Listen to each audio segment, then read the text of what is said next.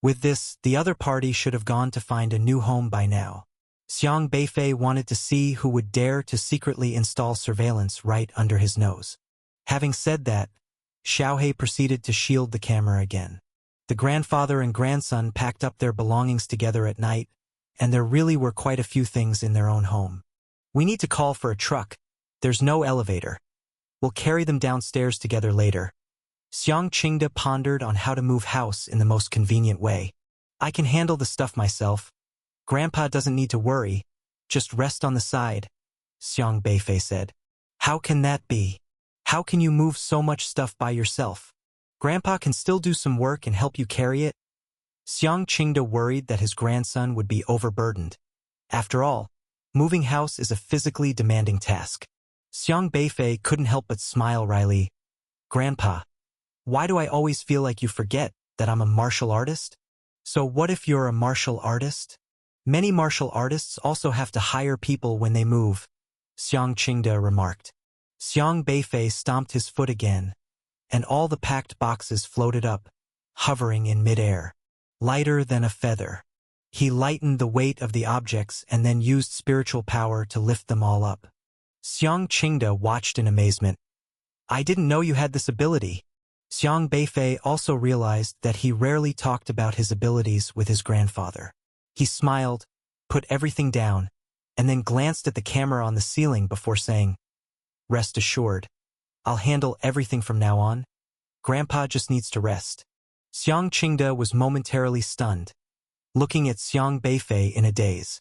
There was a time when he was always carefully protecting his grandson, safeguarding his self-respect, telling him to be positive, hoping he wouldn't give up on himself.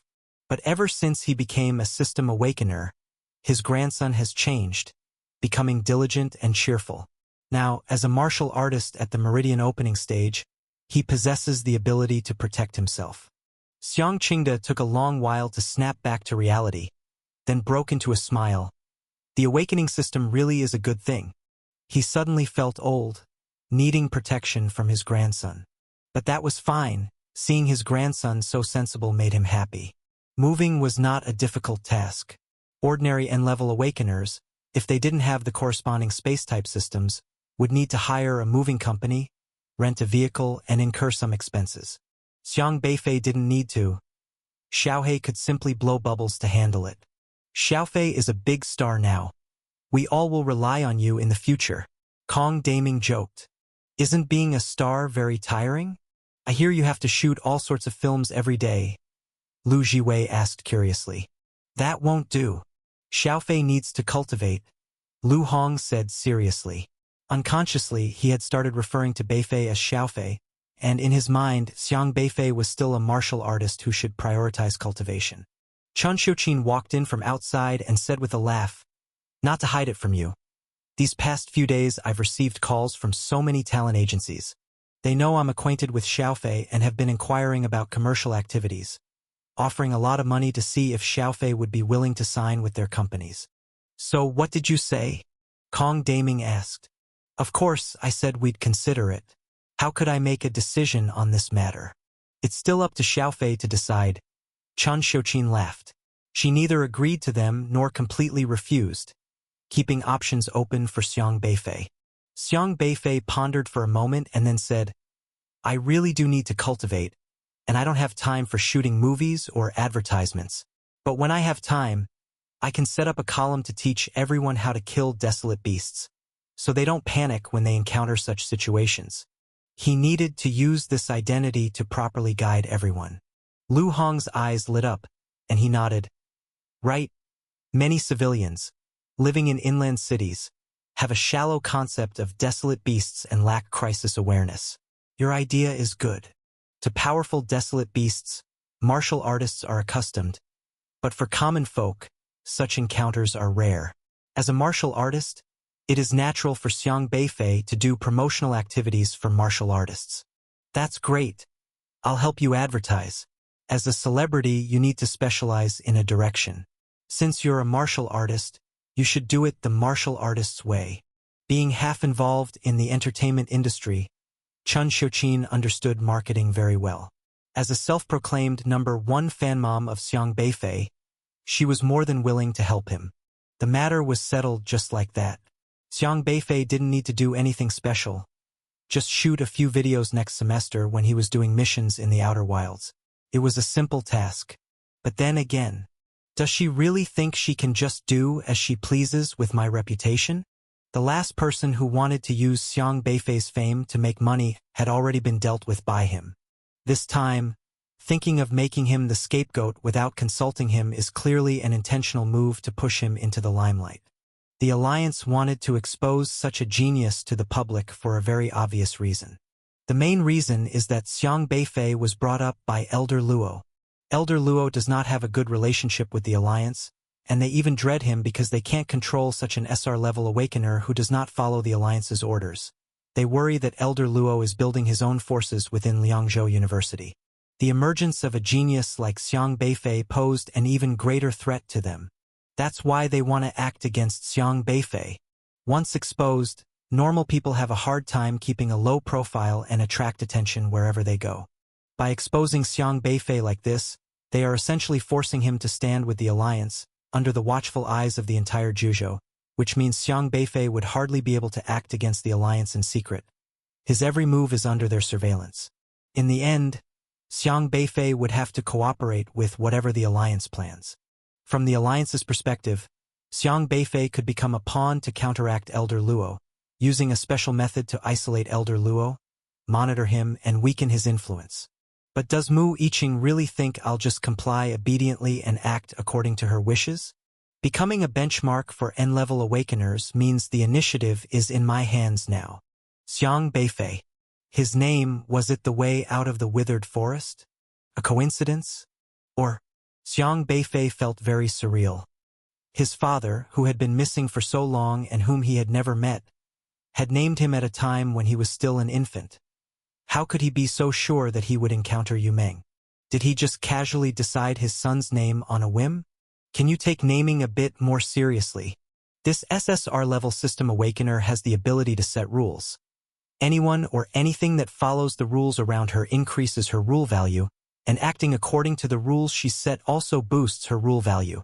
In short, as long as a place has rules, she gets stronger. Those who don't follow the rules have nowhere to hide in front of her.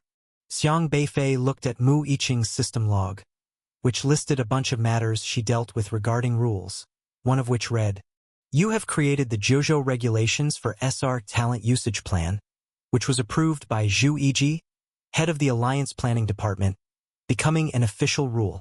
Currently, 2,546 people are adhering to the rule, and your rule value has increased by 2,546. The planning department of the Juzhou Alliance is responsible for setting and amending the systems governing all aspects of the Alliance, managing the entire Alliance in all respects, and planning the development of Juzhou. Simply put, as a UR level, Zhu Yiji is the one who sets the rules."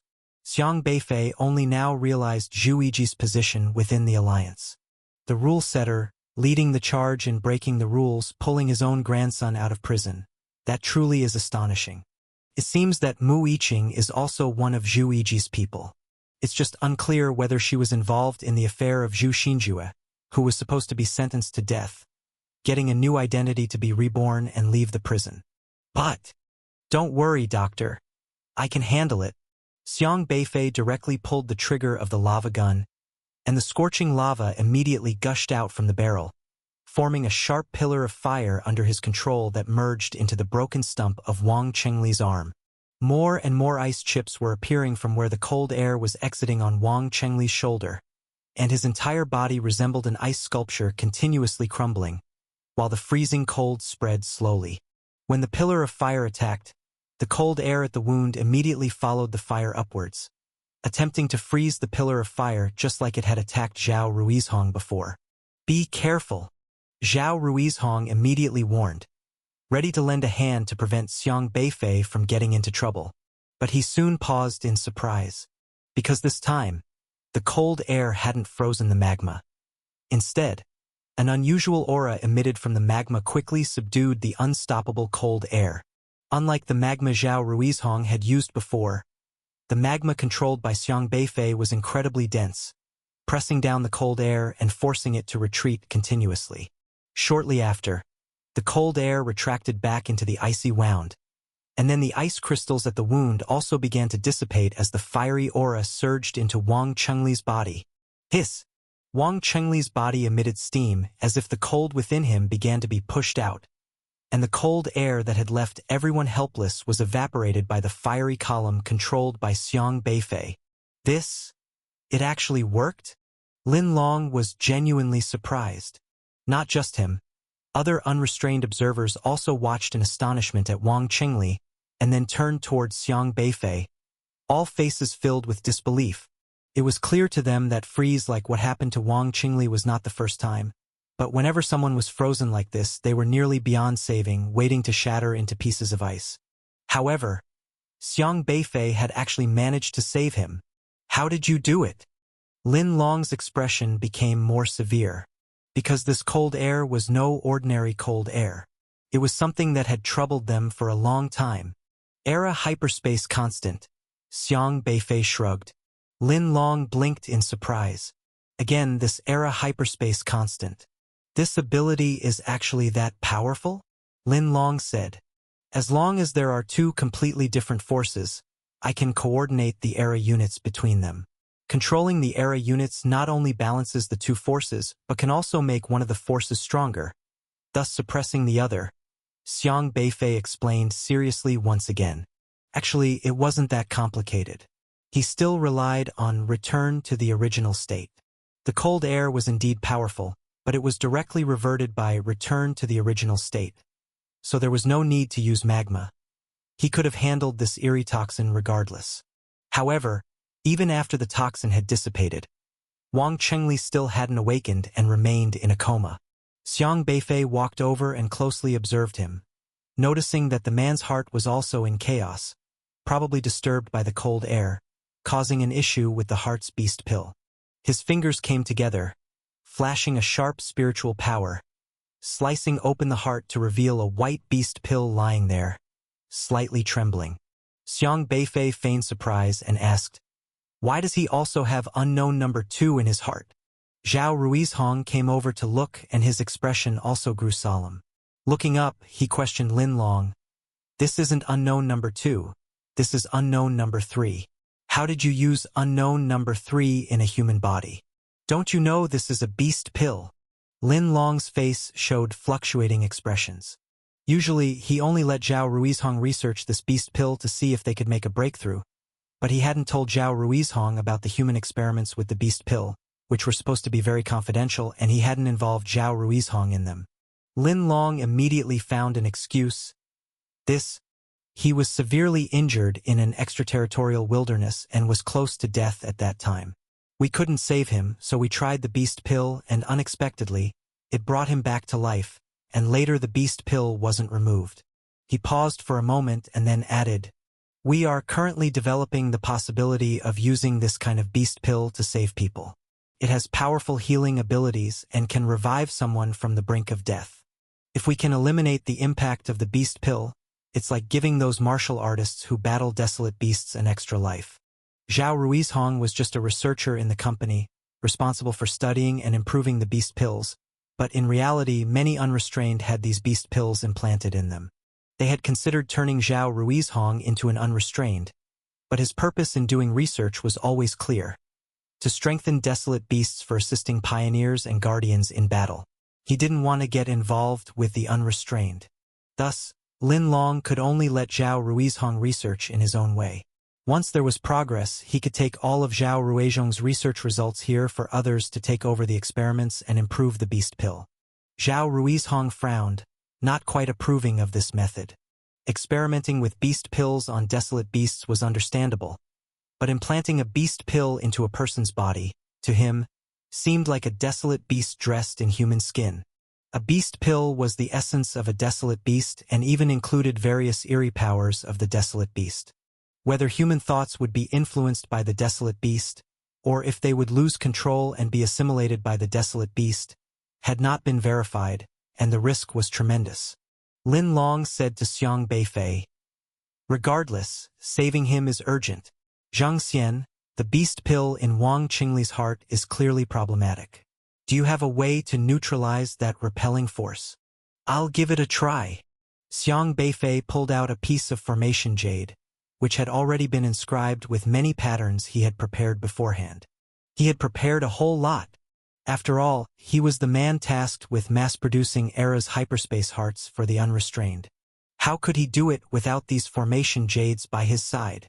Xiang Beifei kept extending his hand, comparing the aura on Wang Qingli's body, here a gesture, there a gesture, as if he was collecting the most suitable data before continually adjusting the formations on his jade piece. All the unrestrained looked at Xiang Beifei with eyes filled with expectation, because they had heard rumors that Dr. Zhao's company had recruited an S-level researcher who could neutralize the repulsive power of beast pills.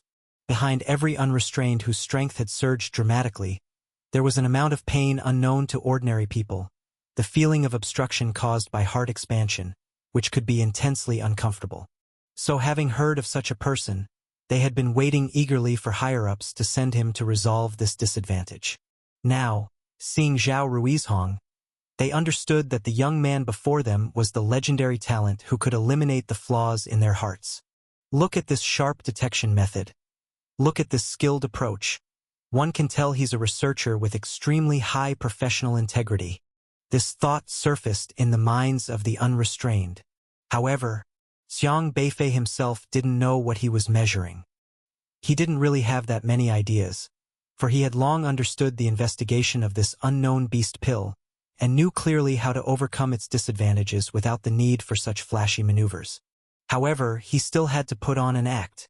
After making the necessary improvements, Xiang Beifei carefully inserted the formation jade into Wang Qingli's heart, using the powerful repulsive force of return to the original state to quickly neutralize the repulsive force emitted by the beast pill. Formation jade merely served a monitoring function. When the beast pill and the heart encountered rejection, return to the original state would send the rejection back, a principle quite simple. After inserting the formation jade into his heart, Xiang Beifei quickly stitched up the heart, and at that moment, the enlarged heart, as if guided by a strange aura, slowly began to retract and gradually return to its normal size. But he did not tamper with the huge gash on his chest. This wound won't heal. It's been frozen. Next time, find something to stitch it up, Xiang Beifei said, spreading his hands.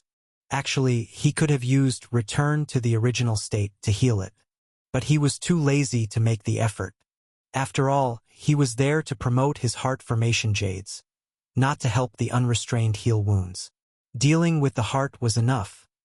Other treatment aspects were not his concern. Wang Qingli quickly opened his eyes, his expression one of shocked disbelief as he sat up, looking down at the large gash on his chest and seeing his still beating heart. He was quite astonished. This is my heart. He had lost an arm and had many other gaps in his body. But his initial concern wasn't about those, but his heart. Discovering that his heart had become completely unobstructed, he was overjoyed.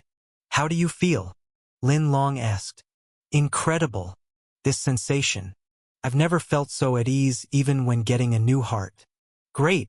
Just great. Wang Qingli exclaimed excitedly. The best is yet to come. Xiang Beifei quietly smiled to himself. He only needed a thought to decide this man's life or death. The first step of the plan was already accomplished. Wang Qingli continued to describe the sensation in his heart. The other unrestrained, having heard, their eyes also lit up, all of them looking towards Xiang Beifei as if they were beholding a rare and precious treasure. This kid, he could actually remedy the heart's defects. Zhao Ruizhong, on the other hand, furrowed his brows deeper and deeper, always watching Wang Qingli's heart that had not yet been fully stitched at the chest crack, seemingly deep in thought. But he eventually didn't probe further, only saying, "Since there's no trouble, let's head back then." He immediately turned around, signaling Xiang Beifei to follow directly. Xiang Beifei didn't say much. He was continuously communicating with Xiaohe in his mind, requesting Xiaohe to quickly return. Roughly by the time they reached the transport gazebo, Xiaohe and the wooden Kirin finally ran back. Woof woof. The two creatures looked very excited. Did you find it? Xiang Beifei asked in his mind. Xiaohe nodded. Good. We'll talk more after we get back. Xiang Beifei's spirits lifted. Our two schools have been looking out for each other in the withering forest, evading danger together, Xiang Beifei said, then turned to Ren Jianghai and continued. We also encountered a student from Qingzhou University on the way. You can ask him yourself. Yes, we almost got caught, but Xiang Beifei and his team rescued me. Later, we ran into teams from other schools and warned them of danger, but they didn't trust us. Only the team from Yongzhou University followed us. Tang He narrated the events in detail, including how they clashed with Yenzhou University, how they met Shi Mei, how they saw the ghost mustache of Remnant Visage, how they were chased, and how they were saved by a team from Liangzhou. Ren Jianghai, after listening, frowned deeply. But with Tang He stepping forward, he had no choice but to let it go. After all, Tang He was a student of their Qingzhou University, and Xiang Beifei was right both emotionally and logically. All 11 of you. Xiang Beifei didn't continue asking aloud but looked at Tang He thoughtfully. Tang He was a normal person, that much was certain, because he had a system interface on him, and the system was still rapidly updating.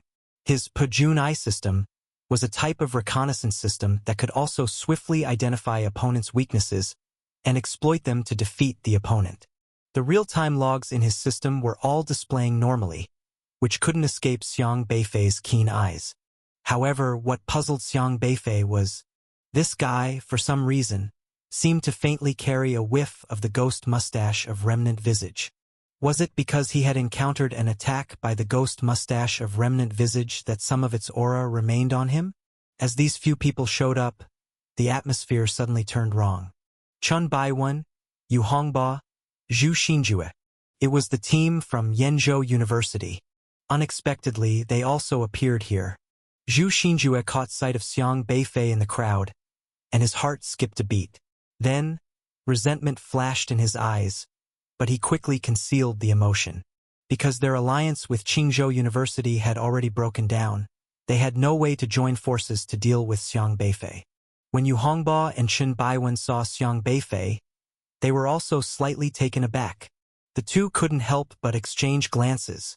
Just yesterday, they were planning to team up with Qingzhou University to target Xiang Beifei, but instead, they couldn't find Xiang Beifei, and Ho Qingguo from Qingzhou University ended up dead. They also didn't expect to run into Xiang Beifei in this place. Don't panic. He probably doesn't know about yesterday's incident. Chun Baiwen gave a meaningful glance to Yu Hongba and the others, and without speaking, they all understood each other. Yu Hongba composed himself and then spoke, Xiang Beifei, I've long admired your name. I am Yu Hongba, the team leader from Yenzhou University. Chun Baiwen also nodded slightly but didn't speak. Xiang Beifei looked thoughtfully at the people from Yenzhou University, letting his gaze sweep over them, then glanced at Zhu Xinjue and finally asked, How come you're here? After we entered this withering forest, we realized something was wrong, so we ran up to this mountain. The situation outside is very bad. Did you just run into those Eerie Tree people too? Yu Hongba asked. That's the case. Xiang Beifei said indifferently. Are you all right? Yu Hongba asked. Not too bad. Xiang Beifei glanced at Tang He behind him, as Tang He was from Qingzhou University, and their team situation seemed quite dire. Seeing Yu Hongba and the others, Tang He also showed a look of shock. He never expected to encounter people from Yenzhou University, knowing that their Ho Qingguo from Qingzhou University had died at the hands of Zhu Pengfei. But he didn't dare say much now, being just a late-stage SR-grade chi-controlling awakener by himself, without any teammates around. He was no match for these people from Yenzhou University. How long have you been in this withering forest? Xiang Beifei asked. We came in last night, Yu Hongba said. Last night? Have you been on this mountain for almost a day now? Xiang Beifei was somewhat surprised. Yes, we've been here since last night. Yu Hongba no longer harbored thoughts of dealing with Xiang Beifei. On the contrary, he even had a hint of wanting to act together with Xiang Beifei, because their team was also in a very difficult situation. This place was just too bizarre. They were trapped and couldn't find a way out. Upon seeing Xiang Beifei, Yu Hongba still felt a glimmer of hope. Xiang Beifei was strong. Perhaps he had some way out. So, are you all unharmed? Xiang Beifei asked. One of us had an accident. Yu Hongba said gravely. There were only 4 people left in their team at that point. Have you been on this mountain from last night until now? Xiang Beifei asked. Not exactly. At first we were walking through the withering forest, but then it suddenly got dark, and when things seemed off, we ran up the mountain. We discovered those tree people didn't dare to come up, so we breathed a sigh of relief. We weren't on this mountain at first, we were on another one. Are you that N-level awakener, Xiang Beifei? Chen Baiwen's expression wasn't pleasant when facing Xiang Beifei. He actually didn't want to come up here because earlier, Ho Chenggu had lost inexplicably, and he hadn't clearly seen how Ho Chenggu had lost. If he were to lose to an N-level student again, his reputation would be ruined instantly. However, if he didn't come forward to fight Xiang Beifei, he would be even more ridiculed as a coward, indirectly proving that he, a distinguished SSR awakener, was afraid of an N-level. In that case, Xiang Beifei would essentially win without fighting. After all, just like Ho Chenggu, he had looked down on Liangzhou University for admitting N-level students and was persuaded by other universities not to go there. Since Chen Baiwen had chosen to give up on Liangzhou University, it showed he too was an arrogant SSR who needed to prove himself. Didn't he? Xiang Beifei simply looked at Zhu Xinjue calmly, but murderous intent flickered in his eyes. Last time he hadn't killed this guy, who obviously had plans to kill him, so this time he must kill Zhu Xinjue. However, as soon as he finished speaking, he felt his knees bend, and with a snap, he suddenly knelt before Xiang Beifei. Zhu Xinjue and others were also stunned. Ho Chenggu, what are you doing? Chen Baiwen asked in surprise. Ho Chenggu was shocked by his own actions. Why did he kneel? Wasn't it agreed to let Xiang Beifei go off track?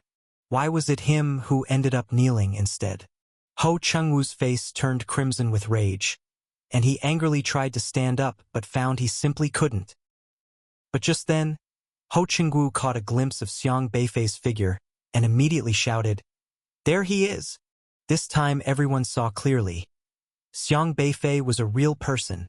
The others also spotted Xiang Beifei, but because of the flood, they found it hard to move freely.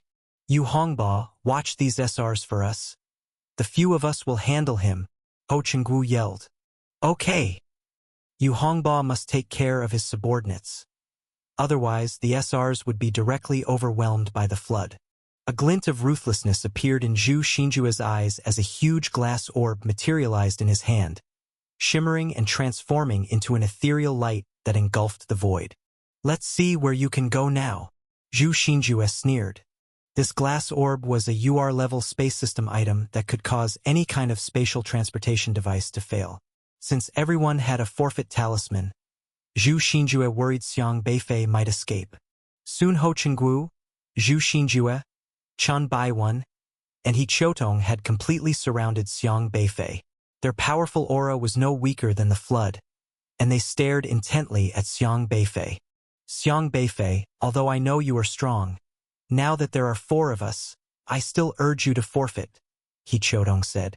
He Qiutong, unaware of Zhu Xinjue's plan, had the same goal as Chen Baiwen, simply to eliminate Xiang Beifei from the competition. Xiang Beifei looked indifferently at the 4 people in front of him.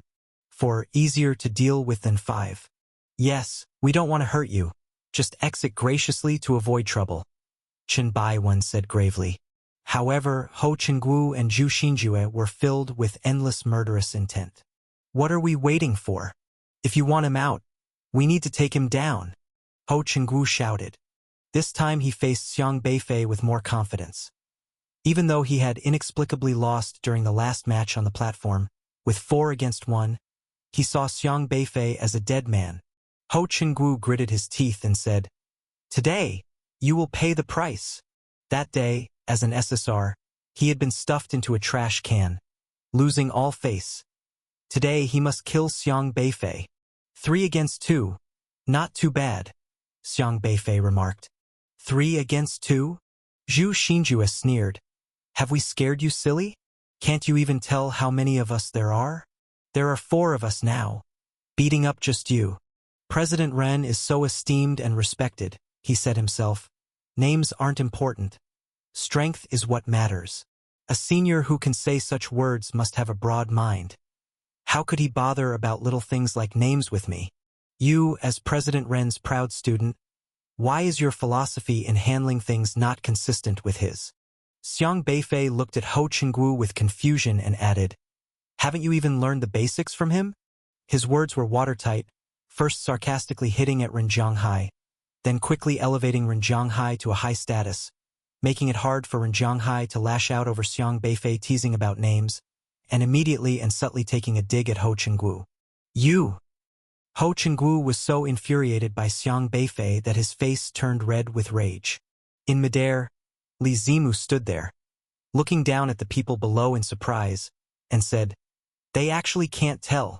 The flood here was an illusion formed by Li Zimu's poetry realm, and his poetry realm had now reached a level where the true and the false were indistinguishable.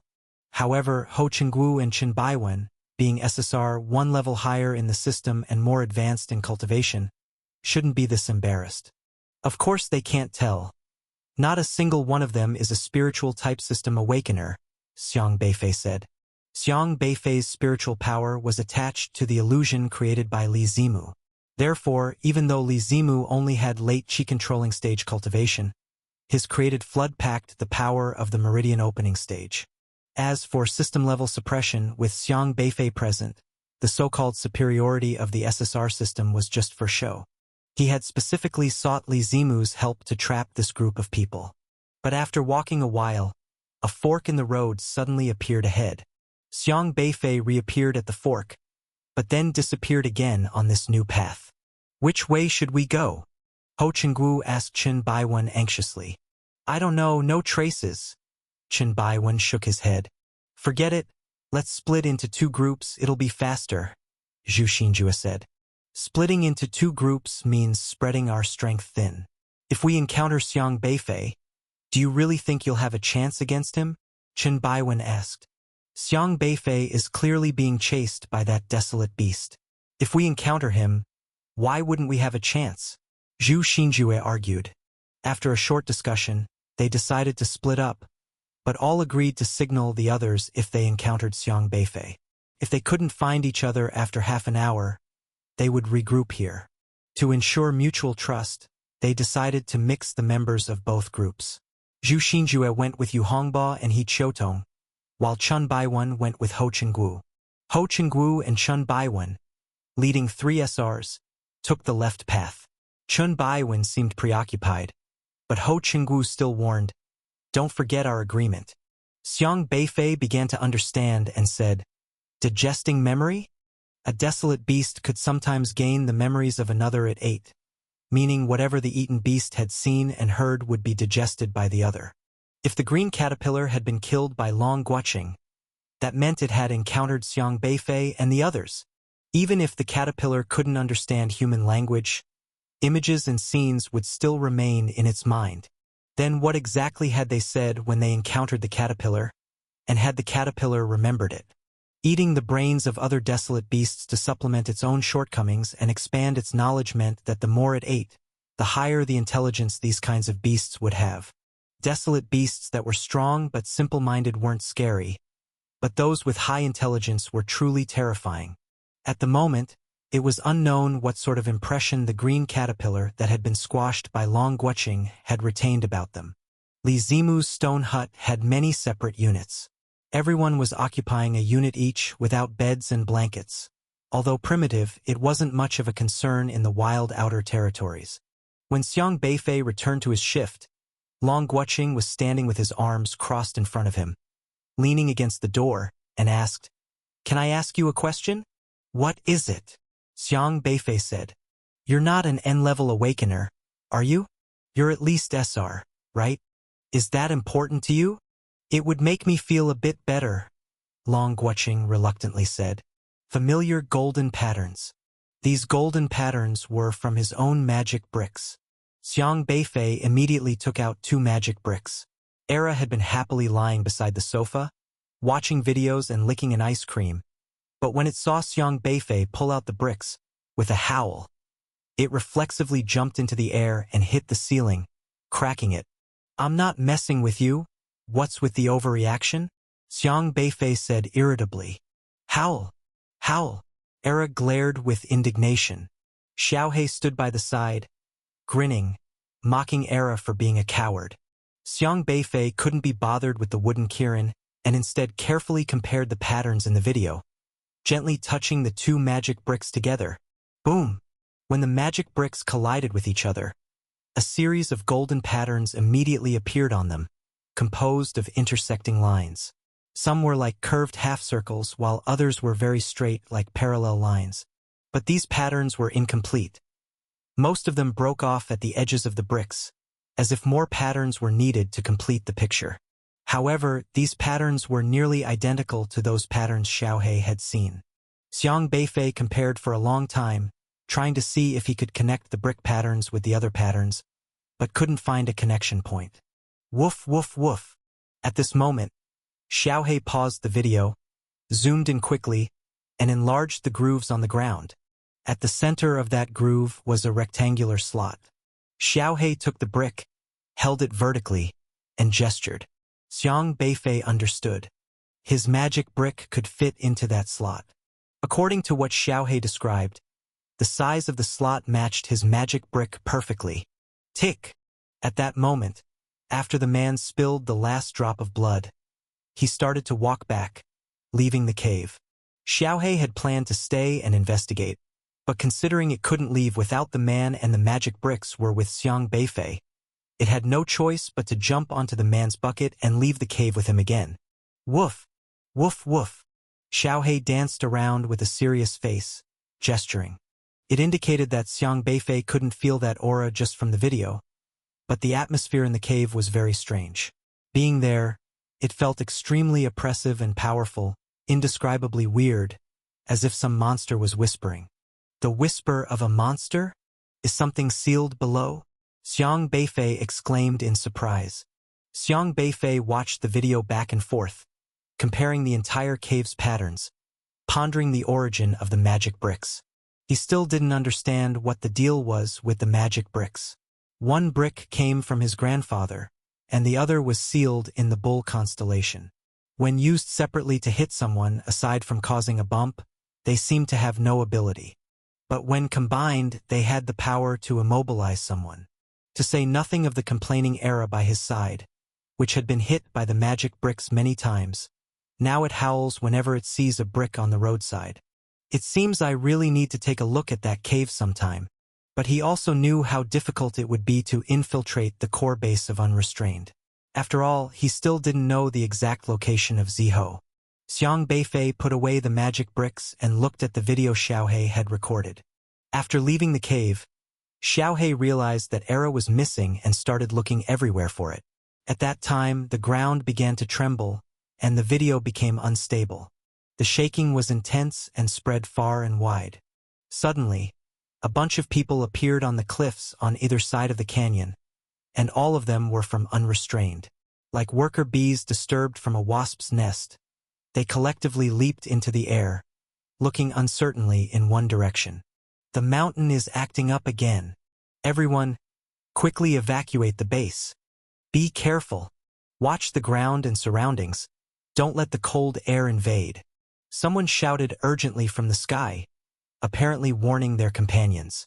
They clearly knew this situation well, as it wasn't the first or second time they had encountered it. A group of people began to fly rapidly out of the canyon.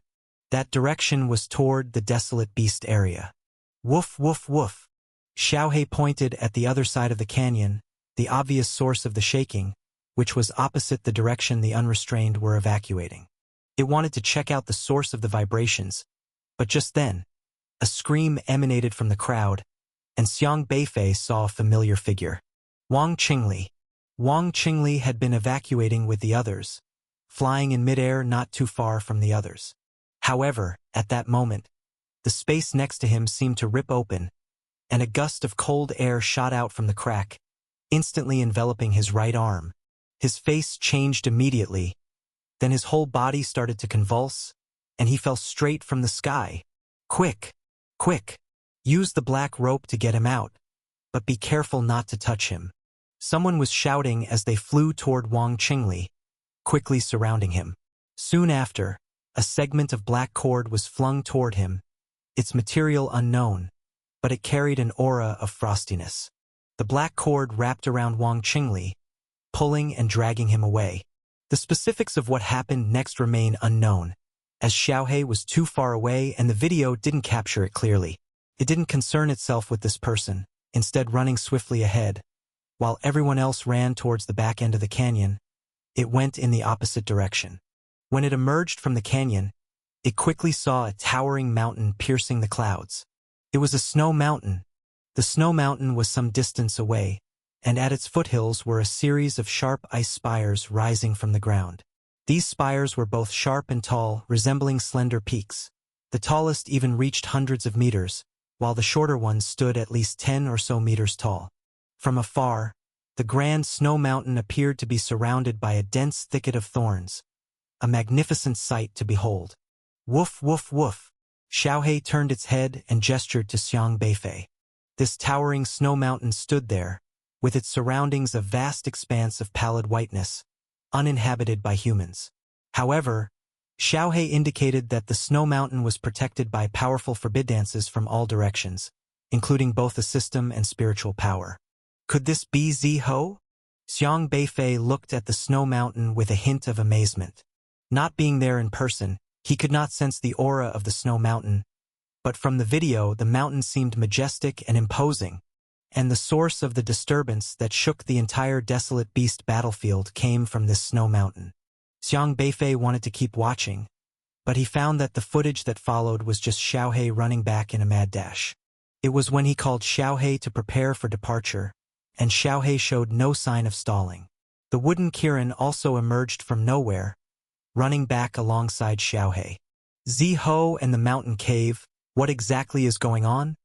Xiang Beifei had a plethora of questions in his mind, many things he could not explain clearly at the moment. The strange mountain cave marked with snowflakes, the snow mountain on the other side of the canyon. All very odd. Moreover, it wasn't even clear how Wang Qingli got injured.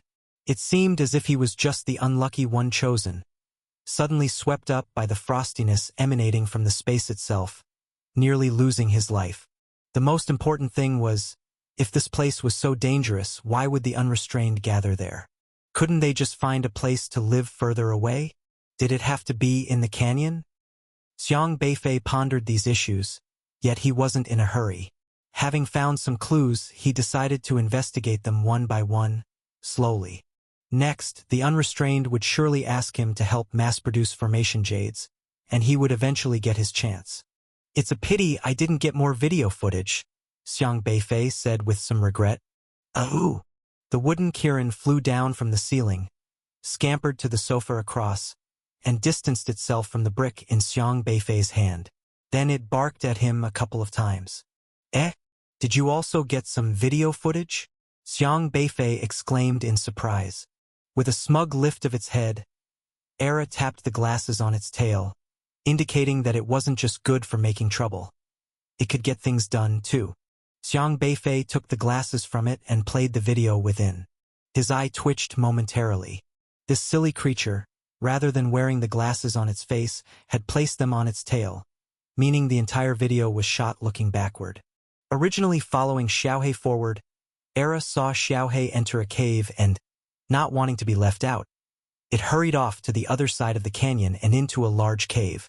This cave was far more whimsical, seemingly more imbued with a sense of modern technology than the one Xiaohe entered, lined with white glass panes on its walls, with shiny floor tiles, passing through various compartments akin to a laboratory. It ran joyfully into the cave, stopping now and then, looking around curiously. You're running with such purpose? Are you onto some scent? Xiang Beifei asked.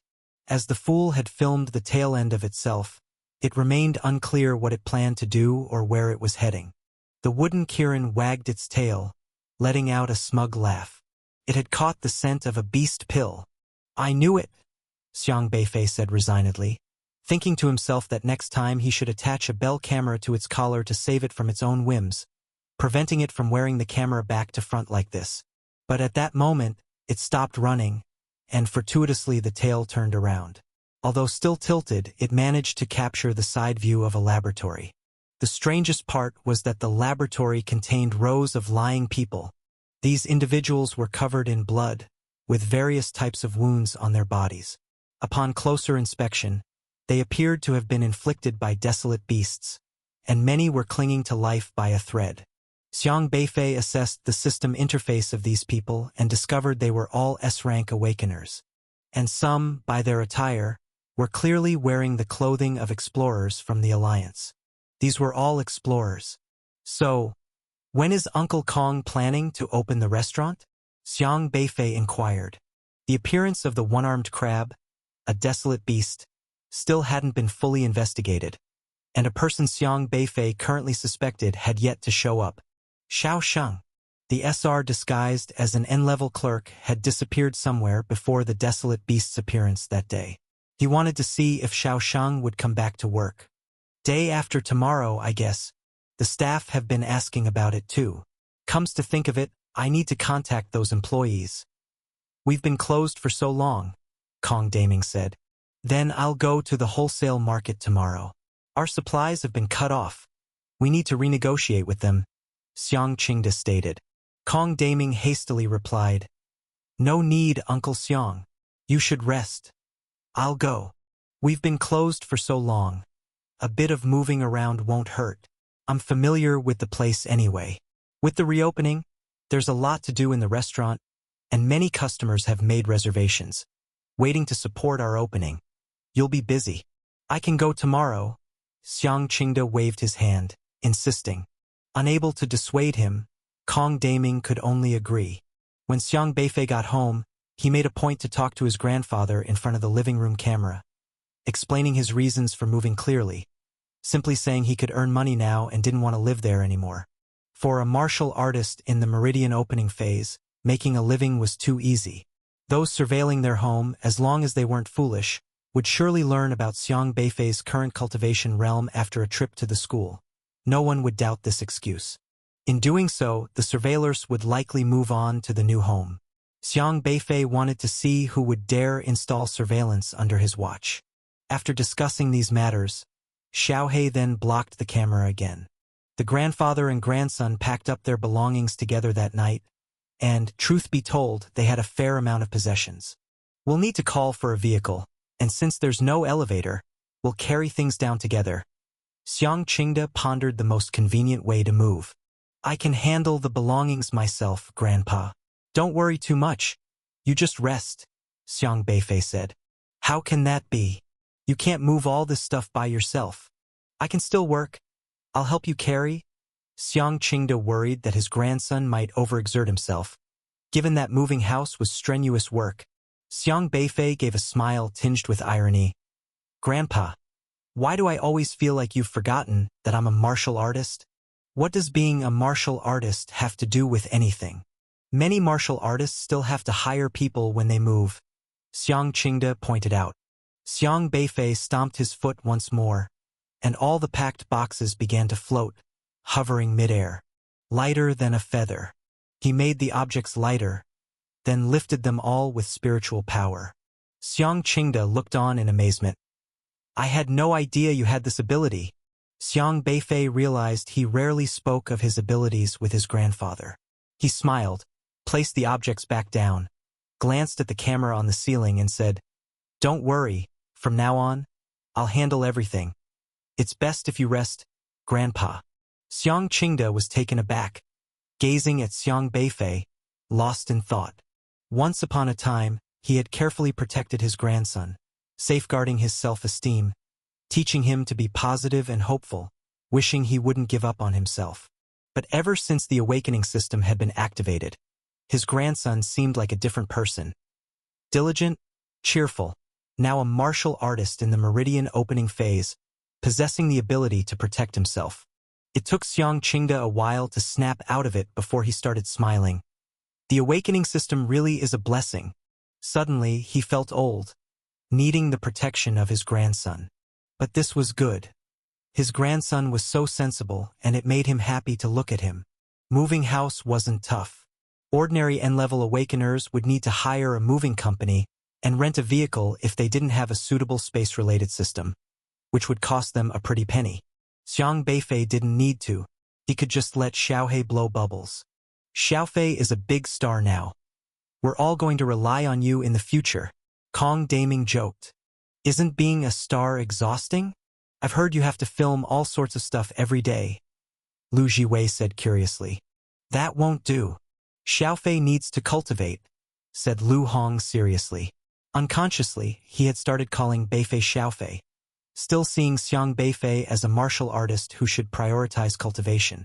Chen Xiuqin walked in, laughing. I won't lie. These past few days I've received so many calls from talent agencies. They know I'm acquainted with Xiaofei, constantly asking about commercial activities, offering all sorts of money to see if Xiaofei would be willing to sign with their companies. So what did you say? Kong Daming asked. Of course I said we'd consider it. How could I decide something like that? We need to ask Xiaofei, Chen Xiuqin said with a smile. She didn't commit to anything, but she didn't outright refuse either, always leaving Xiang Beifei room for choice. After pondering for a moment, Xiang Beifei said, I do need to cultivate. I don't have time for movies or commercials. However, when I have the time, I can start a column, specifically teaching everyone how to kill desolate beasts, so that people won't panic when they face such situations. He needed to use this identity to guide people effectively. Lu Hong's eyes lit up, and he nodded. Right, many civilians, due to living in inland cities, have a superficial understanding of desolate beasts. Most lack a sense of crisis. Your idea is good. Desolate beasts were commonplace to martial artists but rarely encountered by civilians. As one such martial artist, Xiang Beifei naturally engaged in promotional activities for martial artists. That's great. I'll help you promote. Being renowned, one needs to focus on a field, and as a martial artist, you must do so in the way of a martial artist. Chen Xiuqin was also partly involved in the entertainment industry, having dealt with numerous stars and acquainting herself with the ins and outs of marketing. Being Xiang Beifei's #1 mama fan, Chen Xiuqin was more than happy to aid him. Thus, the matter was settled. Xiang Beifei didn't need to do much. Once the next semester began and he went to the outer domain wilderness for missions, he would simply shoot a few videos, quite an easy task. But then again, does she really think she can do whatever she wants with my fame? The last person who tried to profit from Xiang Beifei's fame had already been dealt with by him. This time, without consulting him, they rashly decided to make him a figurehead, obviously intending to thrust him into the limelight on purpose. The alliance's motive for exposing such a genius was quite clear. Primarily, it was because Xiang Beifei was trained by Elder Luo. Elder Luo and the alliance were not on good terms, and alliance members even dreaded him, as they couldn't suppress such an SR-ranked awakener who disobeyed alliance commands. They feared Elder Luo's influence growing within Liangzhou University. With Xiang Beifei emerging as a genius, it only increased the threat to them. That's why they wanted to target Xiang Beifei. A normal person, once exposed, would find it hard to remain low-key. Wherever they went, they would attract attention. By exposing Xiang Beifei this way, they forcefully made him align with the alliance and placed him under the surveillance of everyone in Jiuzhou. Subsequently, Xiang Beifei would hardly be able to oppose the alliance in secret. His every action watched closely by the alliance. In the end, the alliance would dictate how Xiang Beifei was to comply. According to the alliance, Xiang Beifei would become a chess piece to counterbalance Elder Luo, uniquely isolating and monitoring Elder Luo, diminishing his influence. But Mu Yiqing wouldn't truly believe that she would obediently follow her plans, would she? Becoming a benchmark N-level awakener means the initiative is in my hands. Xiang Beifei. Was his name the way out of the withered forest? A coincidence? Or? Xiang Beifei felt incredulous. His long-lost father, who had been out of touch, named him at a time when he was still merely an infant. How was he so sure that he would encounter Yu Meng? Did he casually decide on his son's name just like that? Could he not take naming a bit more seriously? This SSR-level system awakener possessed the ability to set rules. Wherever there were rules around, she could increase her system value, and likewise, working according to the established rules would add to her system value. In short, as long as there were rules in a place, she could grow stronger. Those who didn't follow the rules would not be able to hide in her presence. While examining Mu Yiqing's system log, Xiang Beifei glimpsed an entry that outlined one of her regulated activities. You have formulated the Jojo scheme for SR talent selection and planning, which has been approved by Alliance Planning Minister Zhu Yiji and is now officially a rule, currently being followed by 2546 individuals. Your rule value plus 2,546. The Jojo Alliance's planning department is responsible for setting and revising systems to manage all aspects of the alliance and the development of Jojo. Simply put, as a UR-ranked individual, Zhu Yiji sets the rules. Xiang Beifei had only now realized Zhu Yiji's position within the alliance. The one who sets the rules, leading the way in breaking them, extracting his grandson from prison was truly miraculous. As it turned out, Mu Yiqing also belonged to Zhu Yiji. It was unclear if she was involved in the supposed death sentence Zhu Xinjue's makeover and rebirth that freed him from prison. Xiang Beifei soon spotted a system log entry from September. You amended the regulations on the SR Awakener's bail application. This rule is currently effective for only one person. Your rule value +1. It seems like there's no getaway anymore. Xiang Beifei slightly furrowed her brows. Her system, as long as she amended a rule, could govern many people, basically adding as much to her rule value. For instance, last time she participated in revising a rule about the enrollment system in Jojo. This rule directly affected 5 million college entrance examination students in Jojo. Her system value rose by 5 million. Logically speaking, Mu Yiqing possessing this system should abide by various rules. However, Xiang Beifei soon thought again. What are rules? Rules, after all, are set by people. Since they are set by people, they can naturally be amended by people too. The amended rules, still being rules, still conform to her system's judgment. Thus, the higher her position in the alliance, the easier it would be for her to control the rules, making the word spirit rule system, which supposedly works by following rules, stronger, essentially enabling her to act as she wishes. Otherwise, why say the SSR level system is so powerful? Our two schools coordinated with each other in the withering forest, collaboratively avoiding danger, Xiang Beifei said. Then looking at Ren Jianghai, she said, we also encountered a student from your Qingzhou University on our way. Feel free to ask him. Yes, we nearly got wiped out. It was Xiang Beifei and her group who saved me. Later on, we encountered other school teams, warned them about the danger, but they didn't trust us. Only the Yongzhou University team followed us. Tang He detailed the events, including how they clashed with Yenzhou University, then on to how they encountered Shi Renmei, saw the ghost mustache of Remnant Visage, got chased, and were rescued by the Liangzhou team. After listening, Ren Jianghai also deepened his frown. But with Tang He stepping forward, he could only let it go. After all, Tang He was their student from Qingzhou University. Xiang Beifei was reasonable by all means. All 11 of you. Xiang Beifei didn't ask further, just gazed thoughtfully at Tang He. Tang He was a normal person, that much was sure, because he had a system interface and the system was still rapidly updating. His Pajun Eye system was a reconnaissance type of system, and it could also swiftly spot an opponent's weak points, defeating them through these vulnerabilities. Thus far, his system logs all displayed normal, which Xiang Beifei couldn't miss. However, what puzzled Xiang Beifei was, this guy, for some reason, had a faint trace of the ghost mustache of Remnant Visage on him. Was it because he was attacked by the ghost mustache of Remnant Visage that these traces lingered? As soon as these people appeared, the atmosphere instantly turned sour. Chun Baiwen, Yu Hongba, Zhu Xinjue. It was a team from Yenzhou University. She hadn't expected them to appear here too. Zhu Xinjue caught sight of Xiang Beifei in the crowd and his heart skipped a beat. Then spite flashed in his eyes, but he quickly concealed it. Because their alliance with Qingzhou University had broken down, they had no means to confront Xiang Beifei together. When Yu Hongba and Chun Baiwen saw Xiang Beifei, they too were slightly taken aback. The two couldn't help but exchange glances, because just yesterday, they had been thinking about teaming up with Qingzhou University to confront Xiang Beifei, but they hadn't found Xiang Beifei and instead Ho Qingguo from Qingzhou University had died. They also hadn't expected to encounter Xiang Beifei here. Don't panic. He probably doesn't know about yesterday's matter. Chun Baiwen signaled Yu Hongba and the others with his eyes, and without speaking, they all understood each other. Yu Hongba composed himself and spoke, Xiang Beifei, I've long heard of your great name.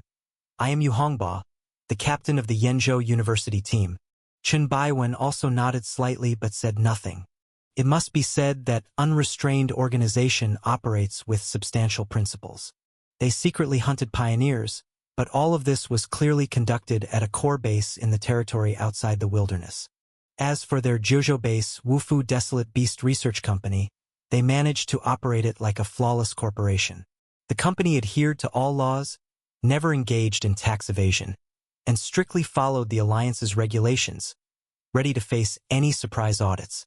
Could be said to be the model enterprise throughout Zhuzhou. Therefore, even though Zhao Ruizhong disagreed with the experiment of transplanting beast pills into human bodies, Lin Long did not do anything to Zhao Ruizhong, because he was well aware of Zhao Ruizhong's research capabilities. Zhao Ruizhong was not only there to modify living beings but also capable of using beast pills to create various black technologies. They needed such talent to develop the company. However, due to differing philosophies, Lin Long set up a separate laboratory for Xiang Beifei, moving him from the 7th floor Beast Pill Research Lab to the 18th floor. And he named this 18th floor laboratory the New Concept Laboratory. Apart from Xiang Beifei, he also transferred Dai Lan over, claiming it was to serve as his assistant, to do his bidding, assisting him with experimental research. But what the purpose truly was, Xiang Beifei was very clear about. The guy was there to monitor him. Dr. Zhao and our research philosophies clash, so you don't need to tell Dr. Zhao what we're doing for now.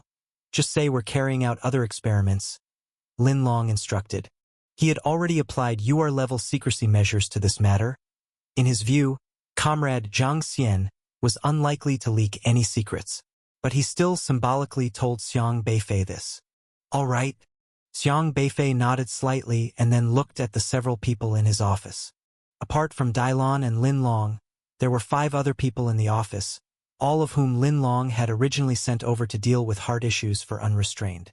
Simply put, they were used as test subjects to verify the feasibility of Era's hyperspace heart. Although they had already saved one Wang Qingli, Lin Long and his team still needed to verify several more. So, Comrade Zhang Xian, how may I assist you? Dai Lan asked with a charming smile. You examine them. Follow the data I provide for their body checks. Only then can I adjust the variables based on their condition. Remember, every index must be precise. Xiang Beifei pointed to a physical examination machine, sending Dai Lan to handle this matter. But when you treated Wang Qingli that day, it seemed like you didn't perform any checks. Dai Lan was quite attentive to detail. It's because we didn't perform a complete check, so his heart only appeared unharmed. He might have to come back to me after a month. If we want the heart to last longer, we must clarify every index of the body, Xiang Beifei said. Dai Lan pulled the scanner over, smiled gracefully and said, I see. Since she didn't understand the principles of Era's hyperspace variable, she didn't say much. She gave Xiang Beifei a meaningful look and then headed towards those 5 unrestrained. Now, the entire unrestrained organization was coveting the capability that Xiang Beifei had. Dai Lan quickly completed the measurement of all body indices for the first unrestrained and handed the data to Xiang Beifei, who then meticulously carried out calculations and simulations. A flurry of operations fierce as a tiger. Only then did the surgery begin. Xiang Beifei examined the unrestrained named Zhang Shan in front of him, and then pulled out a sharp scalpel, saying, To avoid any external factors affecting your body conditions and causing my misjudgment, I will not use an anesthetic or deprive you of your consciousness. Good, Mr. Zhang, please proceed. I can endure it. Remembering Wang Qingli, who had been saved and brought back, Zhang Shan trusted Xiang Beifei a bit more. Xiang Beifei nodded expressionlessly, and then directly cut open the other's chest with his scalpel. Hiss, hiss, hiss. Zhang Shan thought he could absolutely endure this pain, but he quickly realized he was wrong. The agony was extremely intense. Xiang Beifei's scalpel could separate spiritual power, and this scalpel's purpose was to prevent patients from unconsciously using their spiritual power to heal wounds during surgery, which would interfere with the procedure. So Zhang Shan couldn't use his spiritual power for pain relief. The entire process was like a normal person not being anesthetized, just directly using a knife to cut. Especially since Xiang Beifei deliberately electrified the scalpel, stimulating various peripheral nerves and amplifying the pain tenfold. Ah! Intense pain suddenly invaded Zhang Shan's entire body, causing him to sweat profusely and helplessly cry out in agony. Endure it! Xiang Beifei, ignoring Zhang Shan's screams, continued to operate on his clearly abnormal heart. These unrestrained were ruthless and merciless when hunting pioneers, and while those pioneers were still conscious, they brutally dissected them, not only draining their blood but also removing their abdominal organs. The pioneers' deaths were extremely painful. They died with their eyes wide open. Xiang Beifei was not a particularly good man. He just wanted unrestrained to experience the agony of being tortured like the pioneers. The member of the unrestrained organization had been wailing agonizingly for 15 minutes. The heartbreaking screams caused the eyelids of the other 4 waiting for surgery to twitch uncontrollably. They were all martial artists. Their pain tolerance was stronger than that of ordinary people. But like Xiang Beifei meticulously cutting open the wound one slice at a time, even the tough guys couldn't bear it. However, Xiang Beifei didn't torture them for too long. It only took 10 minutes before he directly stuffed the formation jade into them, using the return to the original state to resolve the backlash brought by unknown number 3 beast pill, restoring the heart to normal and then quickly suturing the wound. Zhang Shan's wailing finally stopped. The wound had completely healed. The pain gradually disappeared, but he felt completely drained, his body covered in cold sweat. How do you feel? Zhang Xian, having been rattled by Zhang Shan's reaction, asked hesitantly. Zhang Shan took several breaths before regaining his composure, but when he felt the changes in his heart, he suddenly exclaimed with excitement, "Brothers, it's worth it. It's like being reborn." Zhang Shan had been tormented to the brink of death by Xiang Beifei, but he was still immensely grateful to Xiang Beifei. It was as if this painful ordeal was a baptism that transformed them. The other members of the unrestrained heaved a slight sigh of relief upon hearing this. If the heart issue could be resolved, they could accept this level of pain. Soon, everyone willingly lay on the operating table, bracing themselves for another round of torment. Ah! The screams echoed in the laboratory for a long time. Zhang Shan encouraged his brothers from the side. Guys, endure it. You must endure it.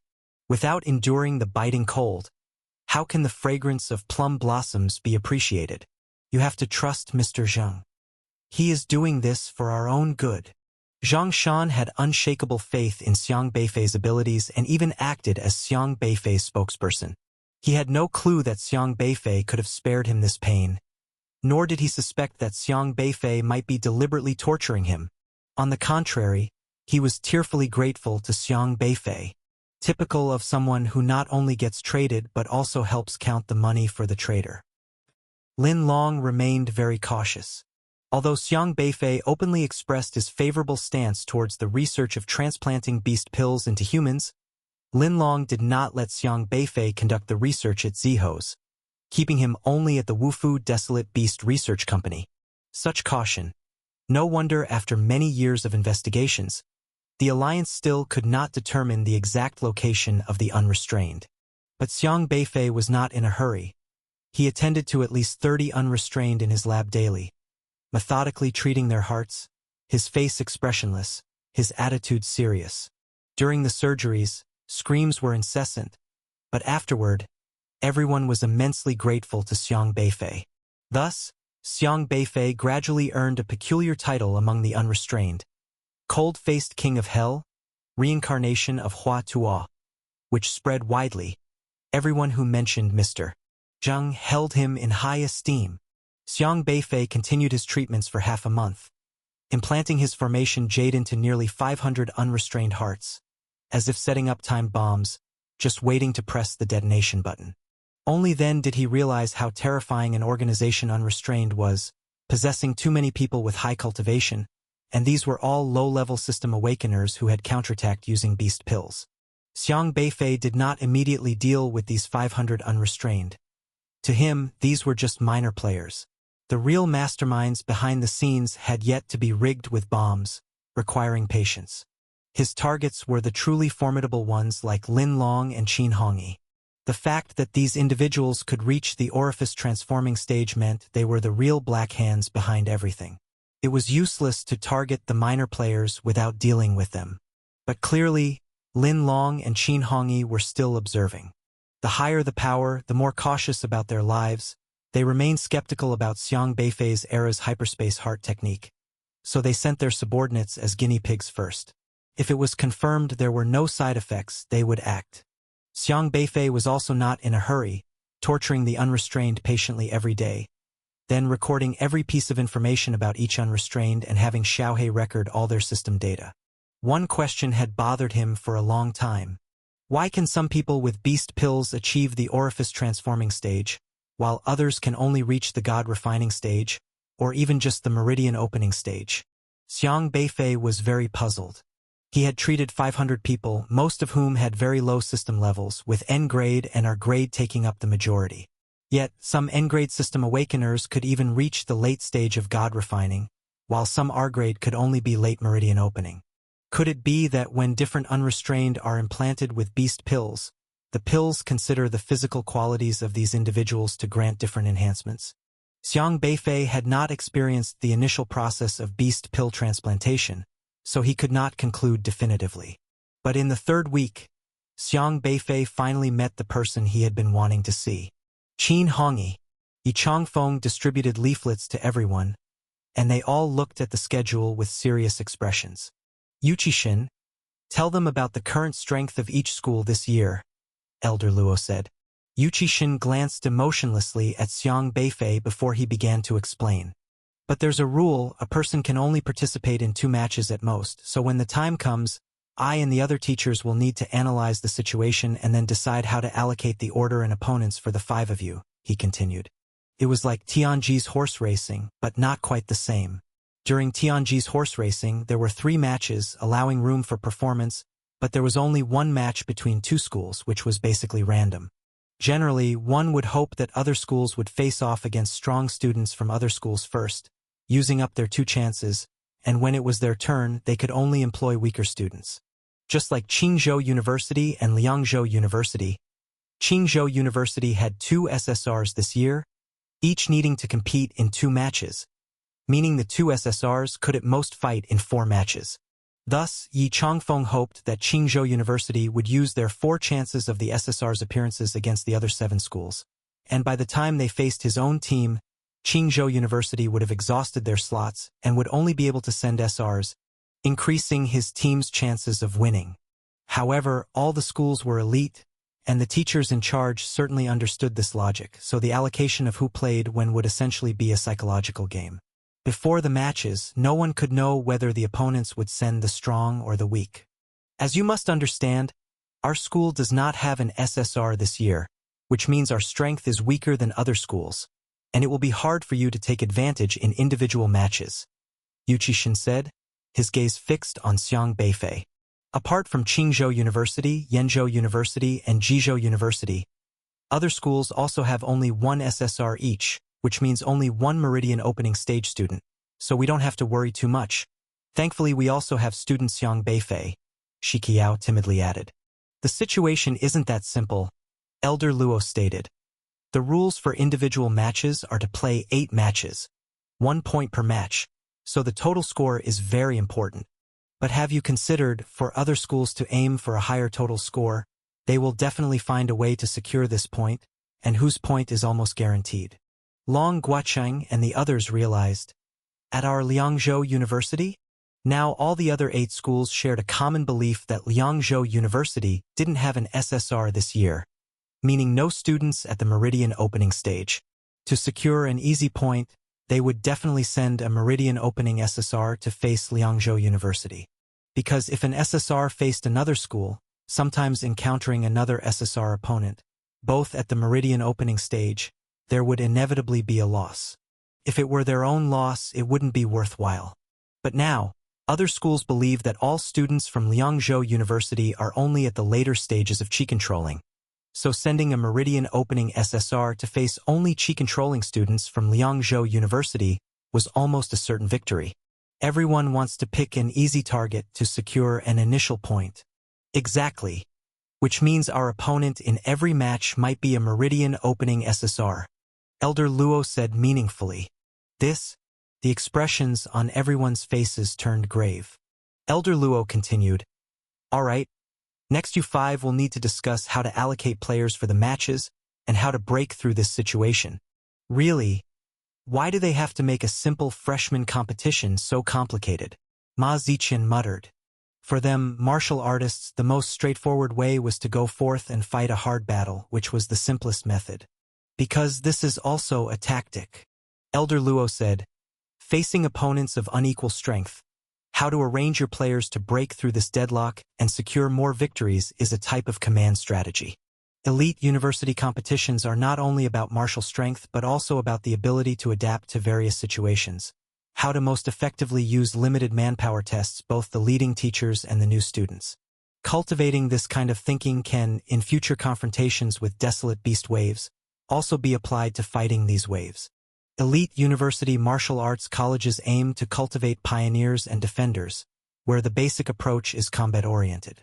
In facing desolate beast waves, the desolate beast's strengths are unequal, so schools need to teach students how to use effective manpower to maximize combat power.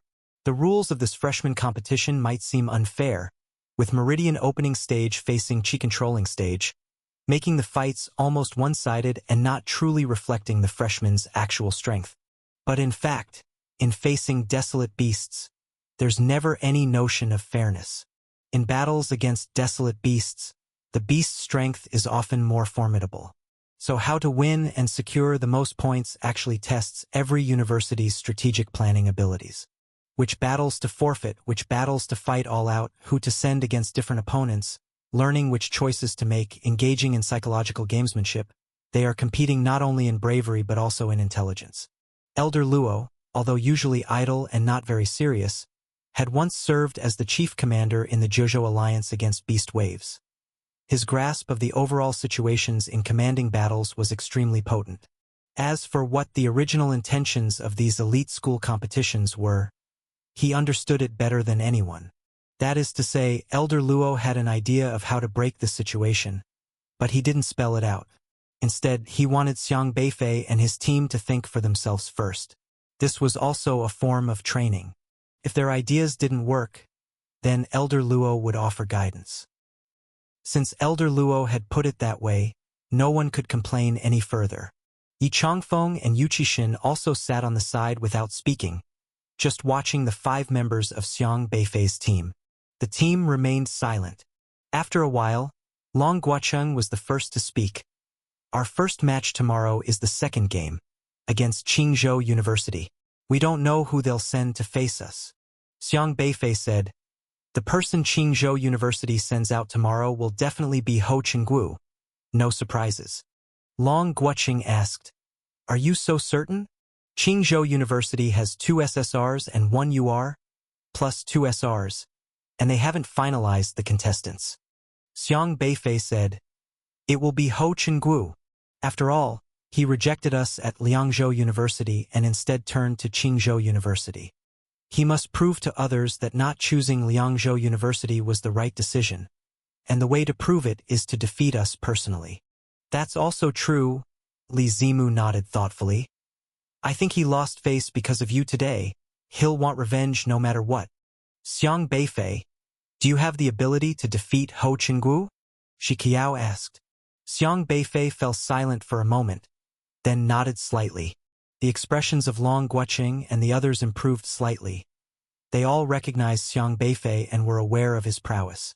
Although this guy wasn't an SSR, his strength was absurdly powerful. With him present, even if Liangzhou University didn't compare to those 3 universities with obvious strengths, they were still on par with other schools.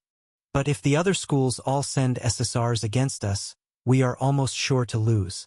Xiang Beifei can only play twice, meaning at most he can score 2 points, but the rest of us are likely to lose, Ma Ziqian said. Unless we find a way to prevent them from using SSRs against us, Li Zimu said. Now they all think we're easy targets. How can we make them change their minds? Long Guoqing asked. Simple, we must make them realize we're not that weak, Xiang Beifei said. Li Zimu caught on and said, I understand now. We must let them know our school also has someone in the meridian opening phase. That way, they won't all send meridian openers against us. That means tomorrow against Qingzhou University, Xiang Beifei, you must go. An individual could only fight at most twice, so after Xiang Beifei's first move, as long as he showed a bit of his strength, it would be enough to intimidate the people from the other schools, making them wary. They would realize that the persimmon that was Liangzhou University might not be so easy to crush, because if their own SSRs faced off against Xiang Beifei, a tough opponent, and lost, it would be a heavy loss for them. Hence, other schools wouldn't just blindly send SSRs against Liangzhou University. This ability was very peculiar. Any being with sins to its name, be it desolate beasts or humans, could be targeted by it, and then a cover door would automatically form in the mind. Even if this cover door wasn't the opponent's original weakness. Take the triangular thunderkite, a desolate beast whose weakness was originally in its eyes, but if Yuqishin applied 7 deadly sins kill, he could forcibly shift this weakness to another area, like moving the cover door to the tail of the triangular thunderkite. Then, if Yuqishin hit the tail of the triangular thunderkite, the creature would be doomed. This ability is amazing. Forcibly changing an opponent's weakness? Xiang Beifei commented with interest. Yes, I heard there were originally 2 SSR Awakeners who were going to come to our Liangzhou University, but after Liangzhou University admitted an N level, those 2 SSRs looked down on our Liangzhou University and went to other elite schools instead. Doesn't the school feel furious about that? Losing 2 SSRs over 1 N-level student.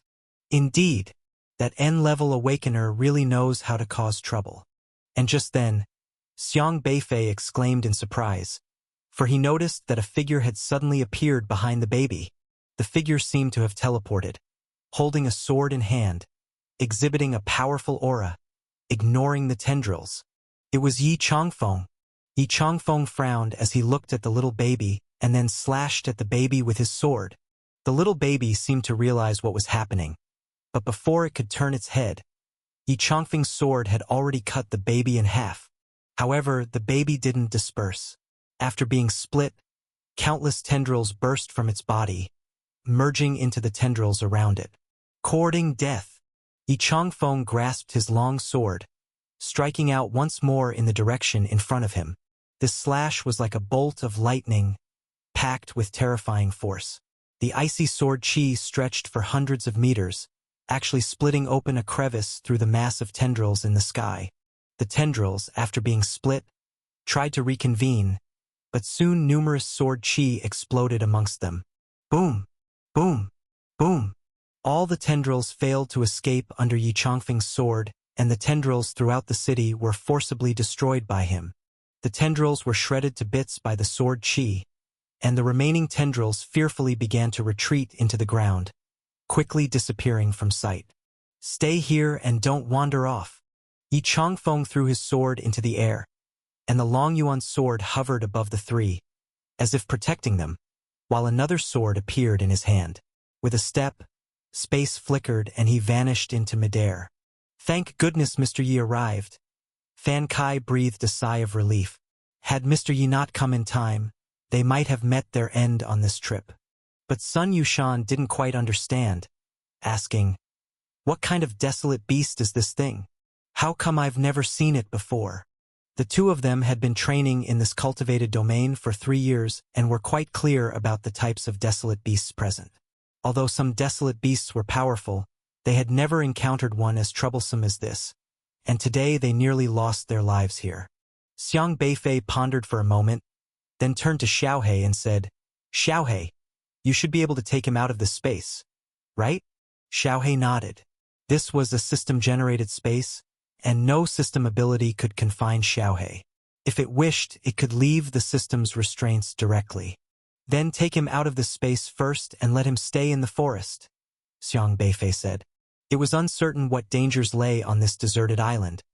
But with Lu Gui wounded like this, It was no longer safe to keep him here. Throwing him out to the forest outside would be better.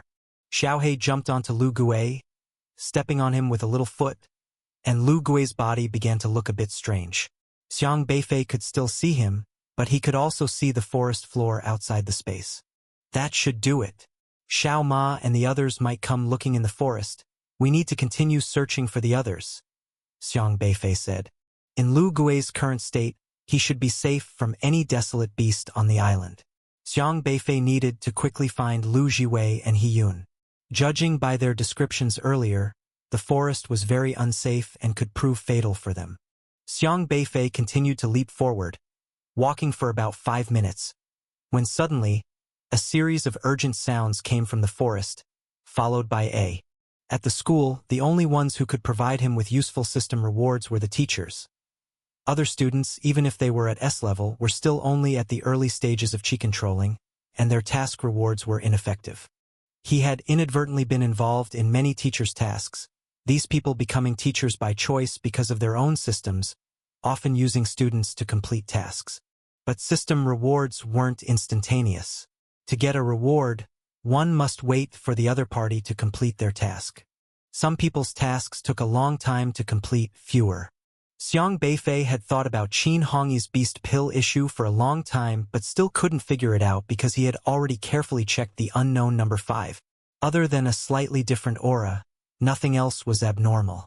So, for now, he could not make any conclusions. However, no matter what, this beast pill absolutely needed thorough investigation. He was not in the mood to go out to eat with Dailon. This guy was obviously kept confidential using unrestrained methods, making it unrealistic to extract any secrets from them. Dining together would be a pure waste of time.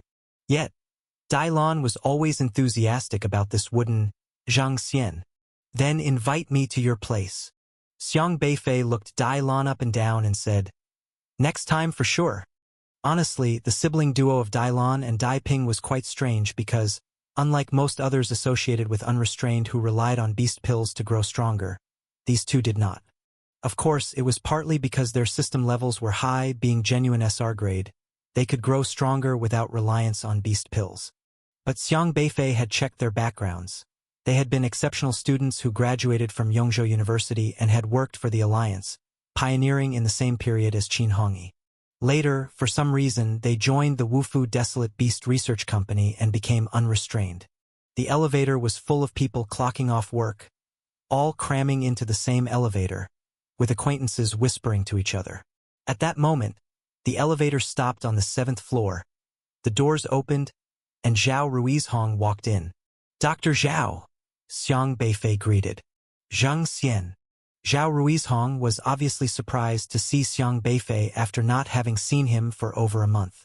Initially, he had recruited Xiang Beifei into his lab to assist with experiments, but soon after joining the company, Xiang Beifei had been snatched away by Lin Long. Dailon also greeted Dr. Zhao with a beaming smile. Since the elevator was crowded, Dr. Zhao didn't say much until it reached the ground floor lobby, and people began to squeeze out. That's when Zhao Ruizhong stopped Xiang Beifei.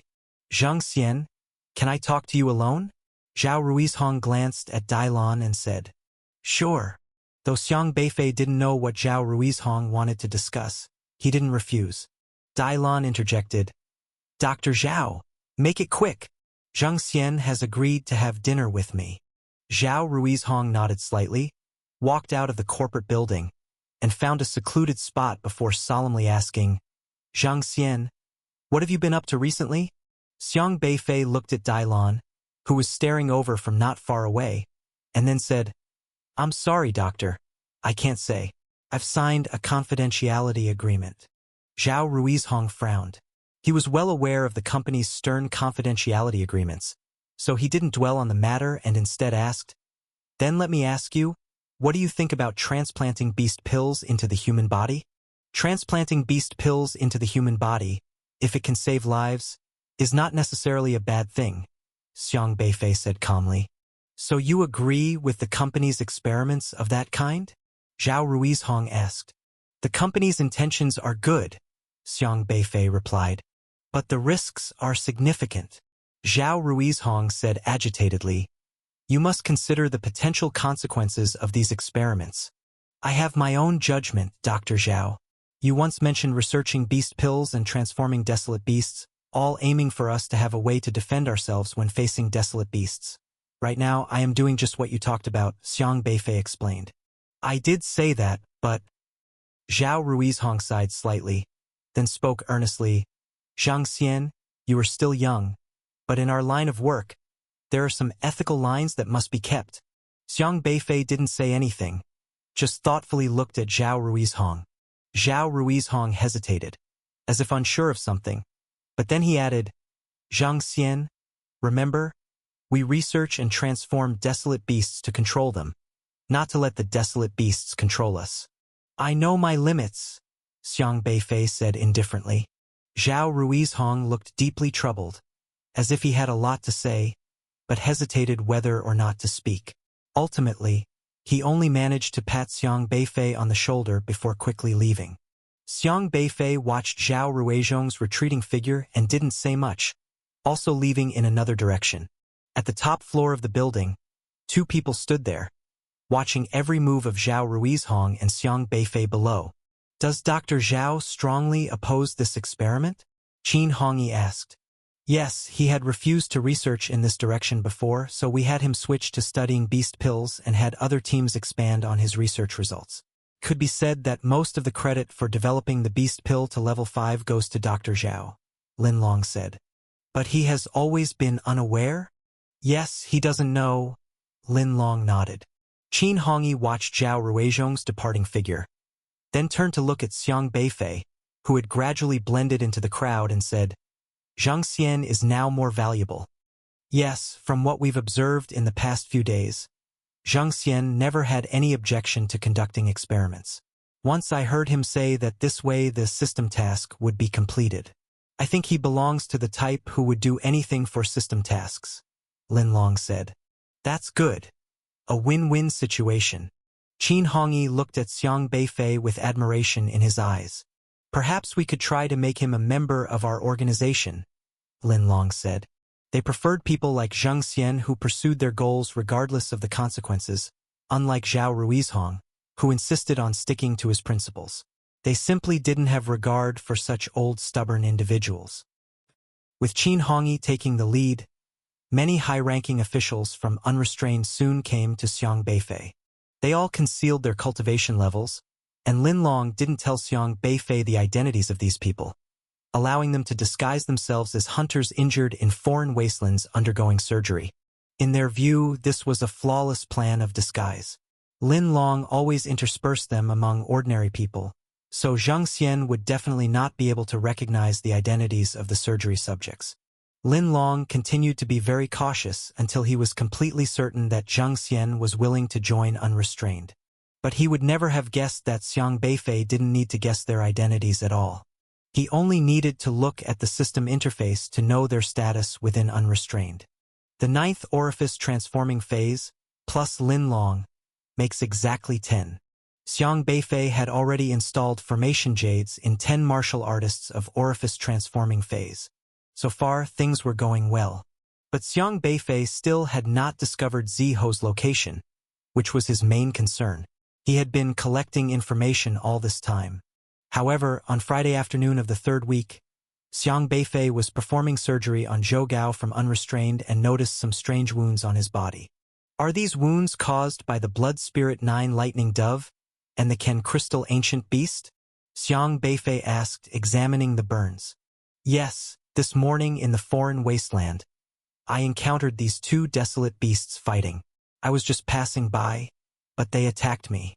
Although I dealt with them, the wounds are kind of deep. Mr. Zhang, do you have any way to treat these wounds? Lying on the operating table, Zhou Gao nodded and looked eagerly at Xiang Beifei. Xiang Beifei's gaze flickered slightly before he responded, Such a minor injury. I can help you out. Thank you. Zhou Gao sighed in relief, feeling somewhat fortunate that Mr. Zhang was indeed benevolent. No need. It's a simple gesture. Xiang Beifei realized how he could find out Ziho's location in the foreign wasteland. You really are Xiang Beifei? Zhang Xing was also stunned. His son had mentioned the freshman competition before the holiday, and at the time he was extremely impressed by Xiang Beifei. Little did he expect that he would meet such a great talent today by such a coincidence. Moments later, he quickly recovered and excitedly said, "He is Xiang Beifei. No doubt about it. My son goes to Jizhou University, and he saw him last time." Xiang Beifei momentarily put aside this matter and asked, "By the way, Uncle Kong, are there any houses for rent nearby? We'd like to move over." "A house? Of course, you should have moved over long ago. The old man has been talking about saving money for you to do tasks and whatnot." "Why the sudden change of mind?" Kong Daming inquired. "Xiaofei is all grown up. The house is too shabby. He won't be able to find a wife," Xiang Qingde stated seriously. "Ha ha ha, that's true," Kong Daming nodded. But Lu Hong disagreed. "Not at all. If there's true affection, who would care about the house? Still, it's better to live in a nicer place." "The old house was a bit too dark," Kong Daming said. "Leave it to me. I remember a family just moved out from my floor, just 2 doors down from me, directly diagonally opposite.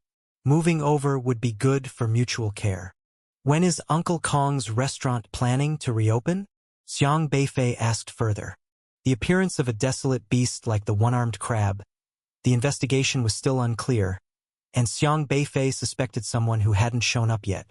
Xiao Sheng, the SR who was disguised as an N-level clerk, who disappeared somewhere right before the desolate beast appeared that day. He wanted to see if Xiao Sheng would come back to work. "The day after tomorrow, then. The staff have been asking about it. That said, I need to get in touch with the employees. It has been so long since we closed," Kong Daming said.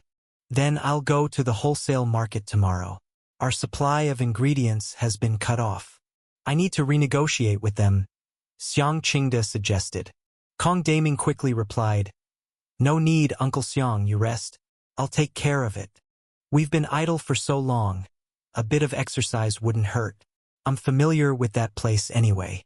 There's a lot to do for reopening the business. Many customers have already made reservations and are waiting to support us when we open. It'll be busy for you? I can go tomorrow," Xiang Qingde insisted, waving his hand. Kong Daming couldn't argue and had to agree. When Xiang Beifei got home, he even made a point to talk to his grandfather in front of the living room camera, explaining clearly why he wanted to move, stating directly that he could now make money and didn't want to live there anymore. A martial artist in the Meridian opening phase, earning money to support themselves is too easy. Those monitoring their home, as long as they aren't foolish, would definitely understand Xiang Beifei's current cultivation realm if they inquired at the school. No one would doubt this excuse. With that done, the other party should move on to the new home. Xiang Beifei wanted to see who would dare to install surveillance under his watch. After saying all this, Xiaohe then blocked the camera again. The grandfather and grandson packed up together that evening, and frankly, there were quite a few belongings in their home. "We'll need to call for a vehicle. There's no elevator. We can carry it all downstairs together." Xiang Qingde considered how to move in the most convenient way. "I can take care of the stuff by myself. Grandpa doesn't need to worry. Just rest," Xiang Beifei said. "How can I do that? How can you move all these things alone?" "I can still do work. I'll help you carry it." Xiang Qingde worried that his grandson would wear himself out. After all, moving is quite the laborious task. Xiang Beifei was both amused and frustrated. "Grandpa, why do I always feel like you keep forgetting I'm a martial artist? So what if you're a martial artist? Don't martial artists also hire people to move?" Xiang Qingde said. Xiang Beifei stomped his foot again, causing all the packed boxes to levitate, floating in the air, lighter than a feather. He lightened the weight of the objects and then used spiritual power to lift them. Xiang Qingde watched in amazement. "I had no idea you could do this." Xiang Beifei realized he rarely mentioned his abilities to his grandfather. He smiled, put everything down, and then glanced at the camera on the ceiling, saying, "Don't worry, I'll handle everything from now on. Just relax." Xiang Qingde paused, gazing at Xiang Beifei, lost in thought. Once upon a time, he protected his grandson meticulously, shielding his self-esteem. telling him to stay positive and not to give up on himself. But ever since the awakening system was activated, his grandson seemed to have changed into a different person, becoming diligent and cheerful. Now, as a martial artist in the Meridian opening phase, he had the ability to protect himself. It took a while for Xiang Qingde to snap back to reality, smiling. The awakening system really is a good thing. He suddenly felt old, in need of his grandson's protection. But that was all right. His grandson was so sensible, and it made him happy to see it. Moving wasn't difficult. Ordinary N-level awakeners, without the relevant spatial systems, would need a moving company, a rented vehicle, and the expense of a substantial fee. Xiang Beifei didn't need to, as Xiaohei could just spit bubbles. That won't do. Xiaofei needs to focus on his cultivation, Lu Hong said seriously. Unknowingly, he had started referring to Beifei as Xiaofei, reflecting his belief that Xiang Beifei was still a martial artist and should prioritize his cultivation. Chun Xiuqin walked in from outside, smiling. I won't lie to you. These past few days, I've received so many calls from economic companies. Knowing that I know Xiaofei, they kept asking about related commercial activities, offering various large sums of money to see if Xiaofei would be willing to sign with their companies. What did you say? Kong Daming asked. Of course, I said I would consider it. How can I decide such a thing? I still need to ask Xiaofei's opinion. Chun Xiuqin laughed. She hadn't committed to any offers, but she hadn't outright rejected them either, always leaving Xiang Beifei with some options. Xiang Beifei pondered for a moment and said, I indeed need to prioritize my cultivation. I don't have time for filming movies or ads. However, when I have some time, I can create a column specifically to teach everyone how to kill desolate beasts, so they won't be caught unprepared when such situations arise. He needed to use this identity to properly guide everyone. Lu Hong's eyes lit up, nodding. Right, many civilians, because they live in inland cities, have a shallow concept of desolate beasts, and most lack a sense of crisis. Your idea is good. For a powerful desolate beast, it's commonplace for a martial artist, but for civilians, it's rare, and as a martial artist, promoting martial arts activities is only natural. That's great. I'll help you with the promotion. Being a celebrity, one certainly needs to specialize in a direction. As a martial artist, you should do it the martial artist's way. Chun Xiuqin, being somewhat involved in the entertainment industry herself, had dealt with many stars and knew well how to handle marketing. As Xiang Beifei's #1 fan mother, Chun Xiuqin was very willing to help Xiang Beifei. The matter was thus settled. Xiang Beifei didn't need to do much. After school resumed next semester and he went to the Outland Desolate Realm for missions, he would just randomly shoot a few videos, a simple task. But then again, does she really think she can do as she pleases with my fame? The last person who wanted to use Xiang Beifei's fame for profit had already been dealt with by him. This time, they were thinking of making decisions without consulting him, purposely pushing him into the limelight. The Alliance's reason for exposing such a talent was quite clear. The main reason was that Xiang Beifei was brought up by Elder Luo. Elder Luo didn't have a good relationship with the Alliance, and they even feared him, as they couldn't suppress such an unruly SR-ranked awakener and were worried about Elder Luo building his power in Liangzhou University. With the emergence of a genius like Xiang Beifei, he posed an even greater threat to them. So they had to target Xiang Beifei. Ordinary people, once exposed, find it hard to keep a low profile, attracting attention wherever they go. By exposing Xiang Beifei in this manner, they essentially forced Xiang Beifei to align with the Alliance, having him under the watch of everyone in Juzhou, preventing him from opposing the Alliance covertly as every move of his would be under their surveillance. Later on, whatever arrangements the Alliance made, Xiang Beifei would have to comply. From the Alliance's perspective, Xiang Beifei would become a chess piece to restrain Elder Luo, isolating and monitoring Elder Luo in a special way to weaken his influence. But does Mu Yiqing really think I would comply obediently, acting as she wishes? Becoming the benchmark for N-level awakeners means the initiative is in my hands now. Xiang Beifei. His name, was it the way out of the withered forest? Coincidence? Or?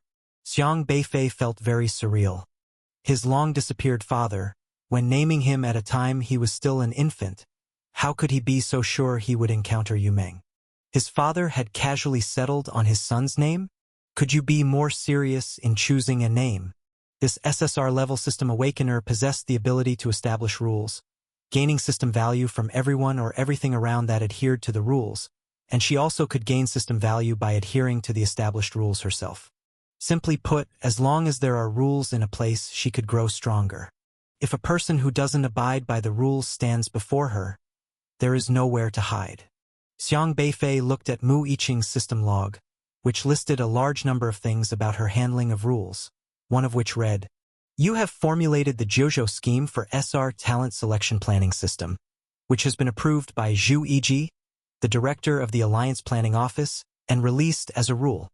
Currently, 2,546 people adhere to this rule, and your rule value plus 2,546.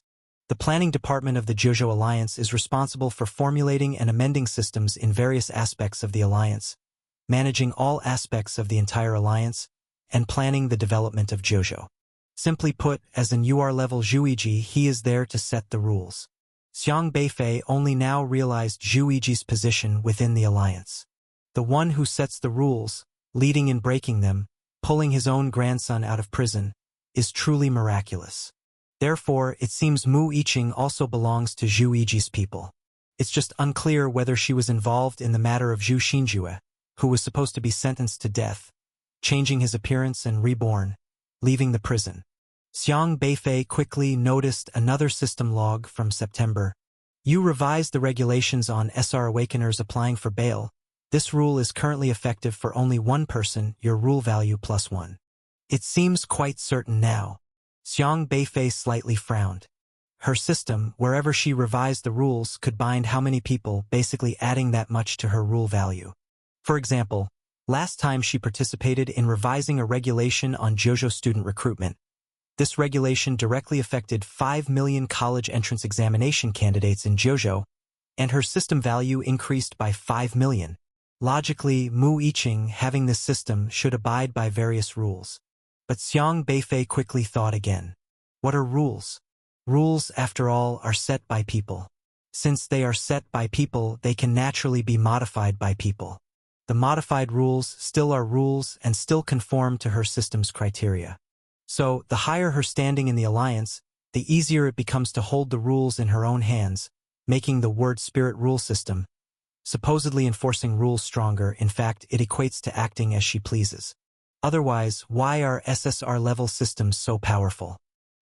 Our two schools supported each other in the withered forest, jointly dodging danger, Xiang Beifei said, then looked at Ren Zhonghai, adding, "On our way, we also encountered a student from your Qingzhou University. You can ask him." "Yes, we almost failed, and it was Xiang Beifei and others who saved me. Later we continuously encountered other school teams, warning them of the danger, but they did not trust us. Only the Yongzhou University team followed us." Tang He elaborated on the events, including how they conflicted with Yenzhou University, then how they encountered Shi Renmei, how they saw ghostly visage, how they were pursued, and how they were rescued by the Liangzhou team. Ren Zhonghai listened, his brows also deeply furrowed.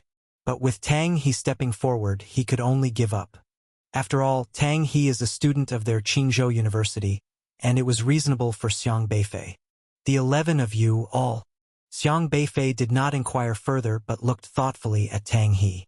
Tang He is a normal person, this much is certain because he has a system interface, and the system continues to actively operate.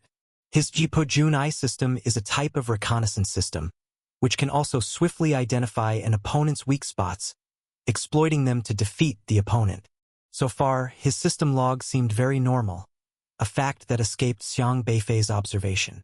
But the strange thing for Xiang Beifei was, this guy, for some reason, seemed to subtly carry a hint of the aura of Ghost Whiskers. However, it was already too late. Intense fluctuations of spiritual power were coming from a distance. Keishi's figure quickly shot out, killing all the crystal ancient beasts in the canyon. When he made his move, he did not conceal the strength of his god-refining stage. The fluctuations spread far and wide. "Keishi, you said that incident wouldn't affect you." Xiang Beifei quickly rushed out as he shouted. He understood what Keishi intended to do. They had searched the entire area and couldn't locate Unrestrained. So the simplest method was to lure Unrestrained out. He planned to destroy the mountains one by one.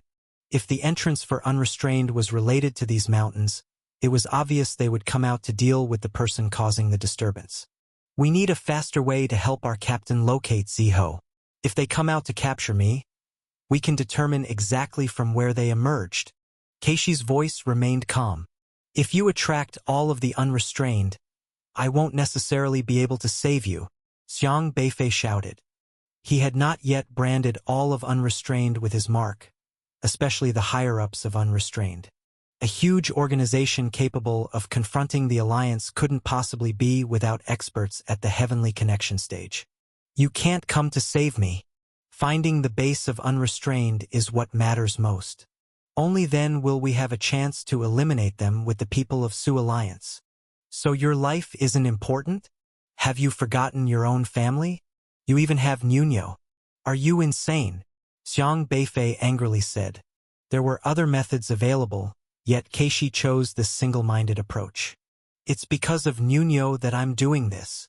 With a calm expression, Keishi shattered a mountain, one which housed a group of blood spirit 9 lightning doves, killing these desolate beasts as well, and continued to generate strong fluctuations as he flew onward. If Unrestrained isn't destroyed, many others might become their targets in the future. Today it is my brother, perhaps someday it could be Nuno. She always says she wants to be a martial artist like the captain one day. I want her to learn from him, but I also hope that her future involves killing desolate beasts, not fighting Unrestrained. Keishi had made up his mind. We've been chasing Unrestrained for so long but have never pinpointed their exact location.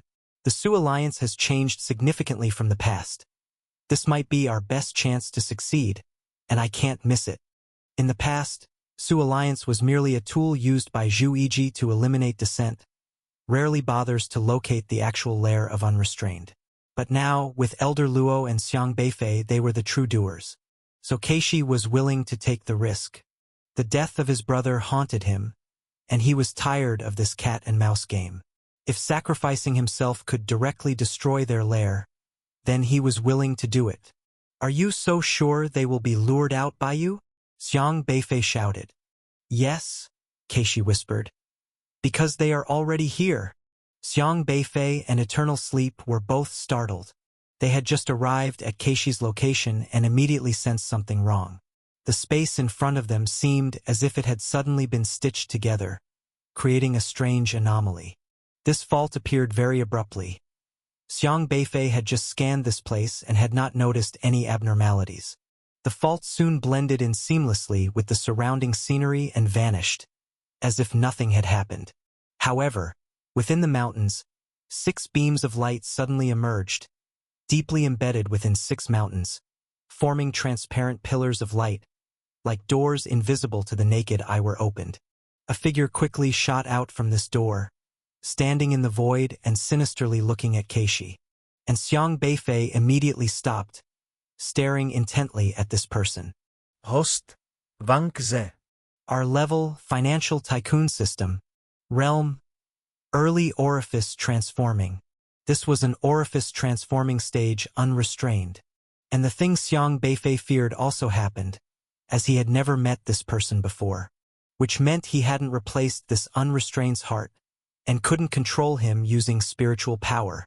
Who are you? Keishi looked coldly at Wang Ze. That's what I should be asking you. Wang Ze frowned as he looked at Keishi. Then suddenly thinking of something, his gaze turned chillingly cold. I smell a familiar stench. You are from the Su people. He had instantly recognized Keishi's identity. Buzz. A powerful wave of orifice perception swept out, instantly covering an area of 100 miles. Xiang Beifei immediately grabbed Eternal Sleep, hiding him. Is it just you? Wang Ze let out a breath of relief. Then his expression became amused. Tell me, why would a person from Su people suddenly appear here? Are you lost? Keishi's brow furrowed, and without another word, he turned to leave. He had to make the other party realize he was inadvertently passing through and was not setting any trap.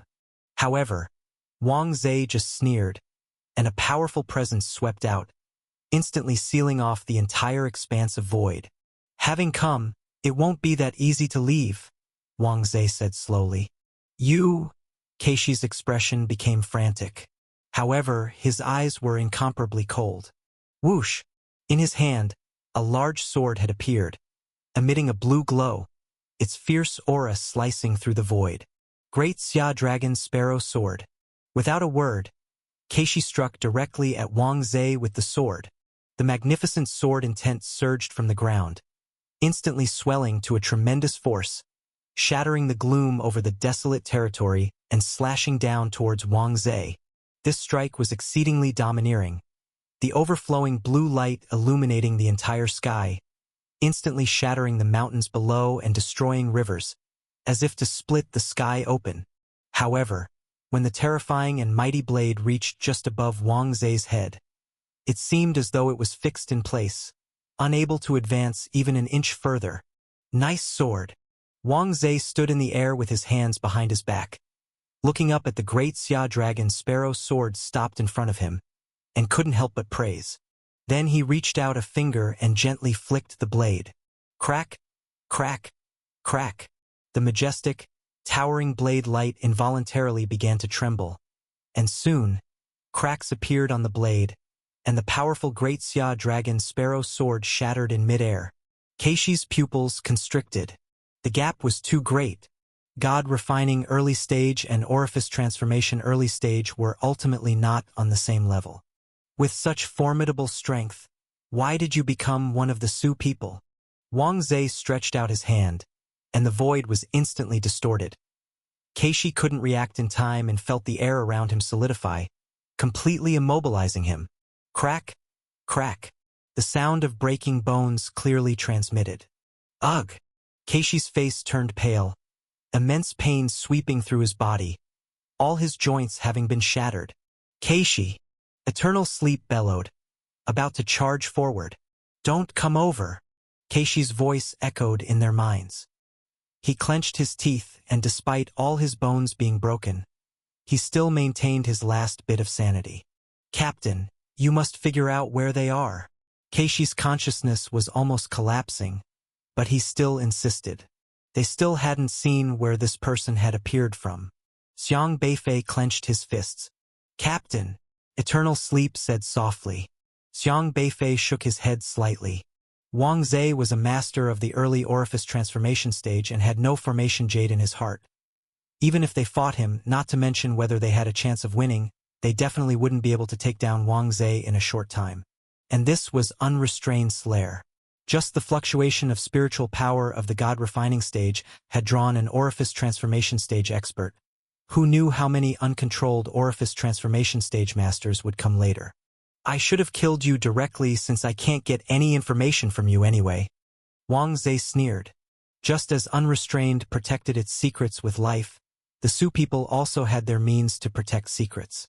Whoever fell into the other's hands would not bother to interrogate. But he stopped torturing Keishi, saying, But killing you so easily would be too cheap. God Refining stage hearts are just what I need. Next week, I need to discuss beast pills with Zheng Xian, so it seems I have to keep the heart beating a little longer. Wang Zhe grabbed Keishi by the neck and dragged him up. You're lucky. You get to live another couple of days.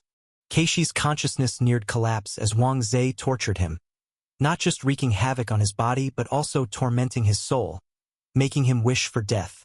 Yet his eyes were still as piercing as ever, never showing fear. Destroy Unrestrained, Keishi said with his last bit of energy. Xiang Beifei remained silent, and Eternal Sleep also calmed down. They both knew what they had to do. If they acted now, all of Keishi's sacrifices would be in vain. Wang Zhe, holding Keishi like a rag doll, took a step forward and in an instant landed at the foot of an inconspicuous mountain. This mountain was too ordinary, so ordinary that nothing unusual about it could be detected, not even by Xiang Beifei through its aura. However, Wang Zhe quickly walked up to the mountainside and kicked a stone there. Then the mountain wall began to collapse inward as if the stone had come to life, revealing many strange patterns. These patterns were interconnected, forming a bizarre formation. Xiang Beifei was increasingly astonished as he looked at the pattern. This pattern was exactly the one formed by the merging of his two bricks. But Xiang Beifei soon realized it seemed a bit different. Strictly speaking, it looked more like a simplified version of the pattern. The eerie pattern flashed with beams of light, shining on Wang Zhe. Wang Zhe seemed to enjoy the light very much, stretching comfortably, and soon his skin seemed to be cut open by something, creating numerous fine cracks, from which suddenly sprouted numerous black tendrils. His body had countless black tendrils. These black tendrils, bathed in the formation's radiance, made him feel extremely comfortable. Yet Xiang Beifei's heart was thrown into turmoil. Then I'll go to the wholesale market tomorrow. We're out of ingredients, and I need to renegotiate with them, Xiang Qingda said. Kong Daming hurriedly said, No need, Uncle Xiang, you rest. I can go. We've rested long enough. It's good to move around, and I'm familiar with that place anyway. With the reopening, there is a lot of work in the store. Many customers have made reservations, waiting to support us once we're open. You will be busy. I can go tomorrow. Xiang Qingda waved his hand and insisted. Kong Daming couldn't argue with him and could only agree. When Xiang Beifei got home, he even made a point of talking to his grandfather in front of the living room camera, explaining his reasons for moving out clearly. He just said that he was now making money and didn't want to live here anymore. For a martial artist in the Meridian opening phase, earning enough to support himself was all too simple.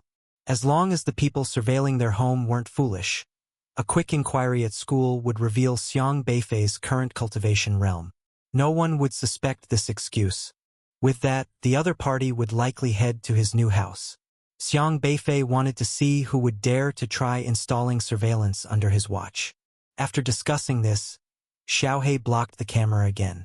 That night, the grandfather and grandson together packed up everything. And really, they had quite a lot of stuff at home. We'll need to call for a vehicle, and since there's no elevator, we'll carry everything down together. Xiang Qingda was pondering how to move houses more conveniently. I can handle the stuff myself. Grandpa doesn't need to worry. Just rest on the side, Xiang Beifei said. How can that be? How can you move so many things by yourself? Grandpa can still work, and I'll help you carry it. Xiang Qingda worried that his grandson would exhaust himself, as moving house was backbreaking work.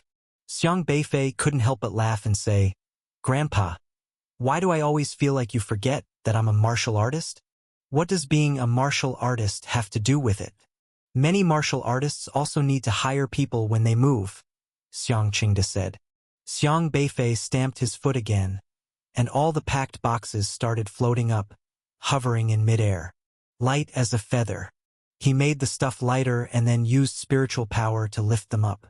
Xiang Qingda watched in amazement and said, I had no idea you could do that. Xiang Beifei realized that he had rarely discussed his abilities with his grandfather. He smiled, put everything down, and then glanced at the camera on the ceiling and said, Don't worry. From now on, I'll handle everything. Grandpa, just take it easy. Xiang Qingda paused, staring blankly at Xiang Beifei.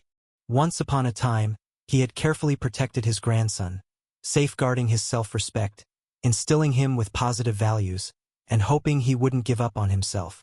But since awakening the system, his grandson had changed, becoming diligent and cheerful, now even a martial artist in the Meridian opening phase, capable of protecting himself. It took a while for Xiang Qingda to snap back to reality, and then he smiled.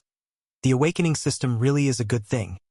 He suddenly felt his age and the need to be protected by his grandson. That was a good thing, too. Seeing his grandson so sensible made him happy. Moving wasn't difficult. Ordinary N-level awakeners, if they didn't have the corresponding space-related systems, had to hire moving companies, rent a vehicle, incurring expenses. Xiang Beifei didn't need to. Xiaohei could create bubbles to do the job. Xiaofei is a big star now. We'll all rely on you in the future. Kong Daming joked. Isn't being a star tiring? I hear you have to shoot all kinds of films every day. Lu Jiwei said curiously. That won't do. Xiaofei has to cultivate. Lu Hong said seriously. Without realizing, He had already started calling Beifei Xiaofei. In his mind, Beifei was still primarily a martial artist and should focus on cultivation. Chen Xiuqin walked in with a smile and said, "I don't mind telling you. These past few days I've received so many calls from talent agencies. They know I'm acquainted with Xiaofei and have been inquiring about related commercial activities. They're offering a lot of money wondering if Xiaofei would be willing to sign with their company." "What did you say?" Kong Daming asked. "Of course, I said we'd consider it. How could I decide on something like this on my own? We still need to ask for Xiaofei's opinion." Chen Xiuqin laughed. She hadn't agreed to anything yet, but she hadn't completely refused either, always leaving Xiaofei room for choice. After pondering for a moment, Xiang Beifei said, "I do need to cultivate, and I don't have time to shoot movies or commercials. However, when I have time, I can open a column to teach everyone how to kill desolate beasts, so that people won't panic when they encounter such situations." He needed to use his identity to properly guide everyone. Lu Hong's eyes lit up, and he nodded. "Right, many civilians, living in inland cities, have too superficial a concept of desolate beasts, and most lack a sense of crisis. Your idea is good. Mighty desolate beasts are common for martial artists, but civilians rarely encounter them. As a martial artist, it was natural for Xiang Beifei to engage in promotional activities for fellow martial artists. That's great then. I'll help you spread the word. As a public figure, you need to specialize in one direction. Since you're a martial artist, you should promote it in the martial artist's way," Chen Xiuqin said. As someone who worked in the entertainment industry, Chen Xiuqin was acquainted with many stars and knew all about how to market them. As Xiang Beifei's #1 fan and his mother, Chen Xiuqin was eager to help him succeed. This matter was thus settled, and Xiang Beifei didn't need to do anything.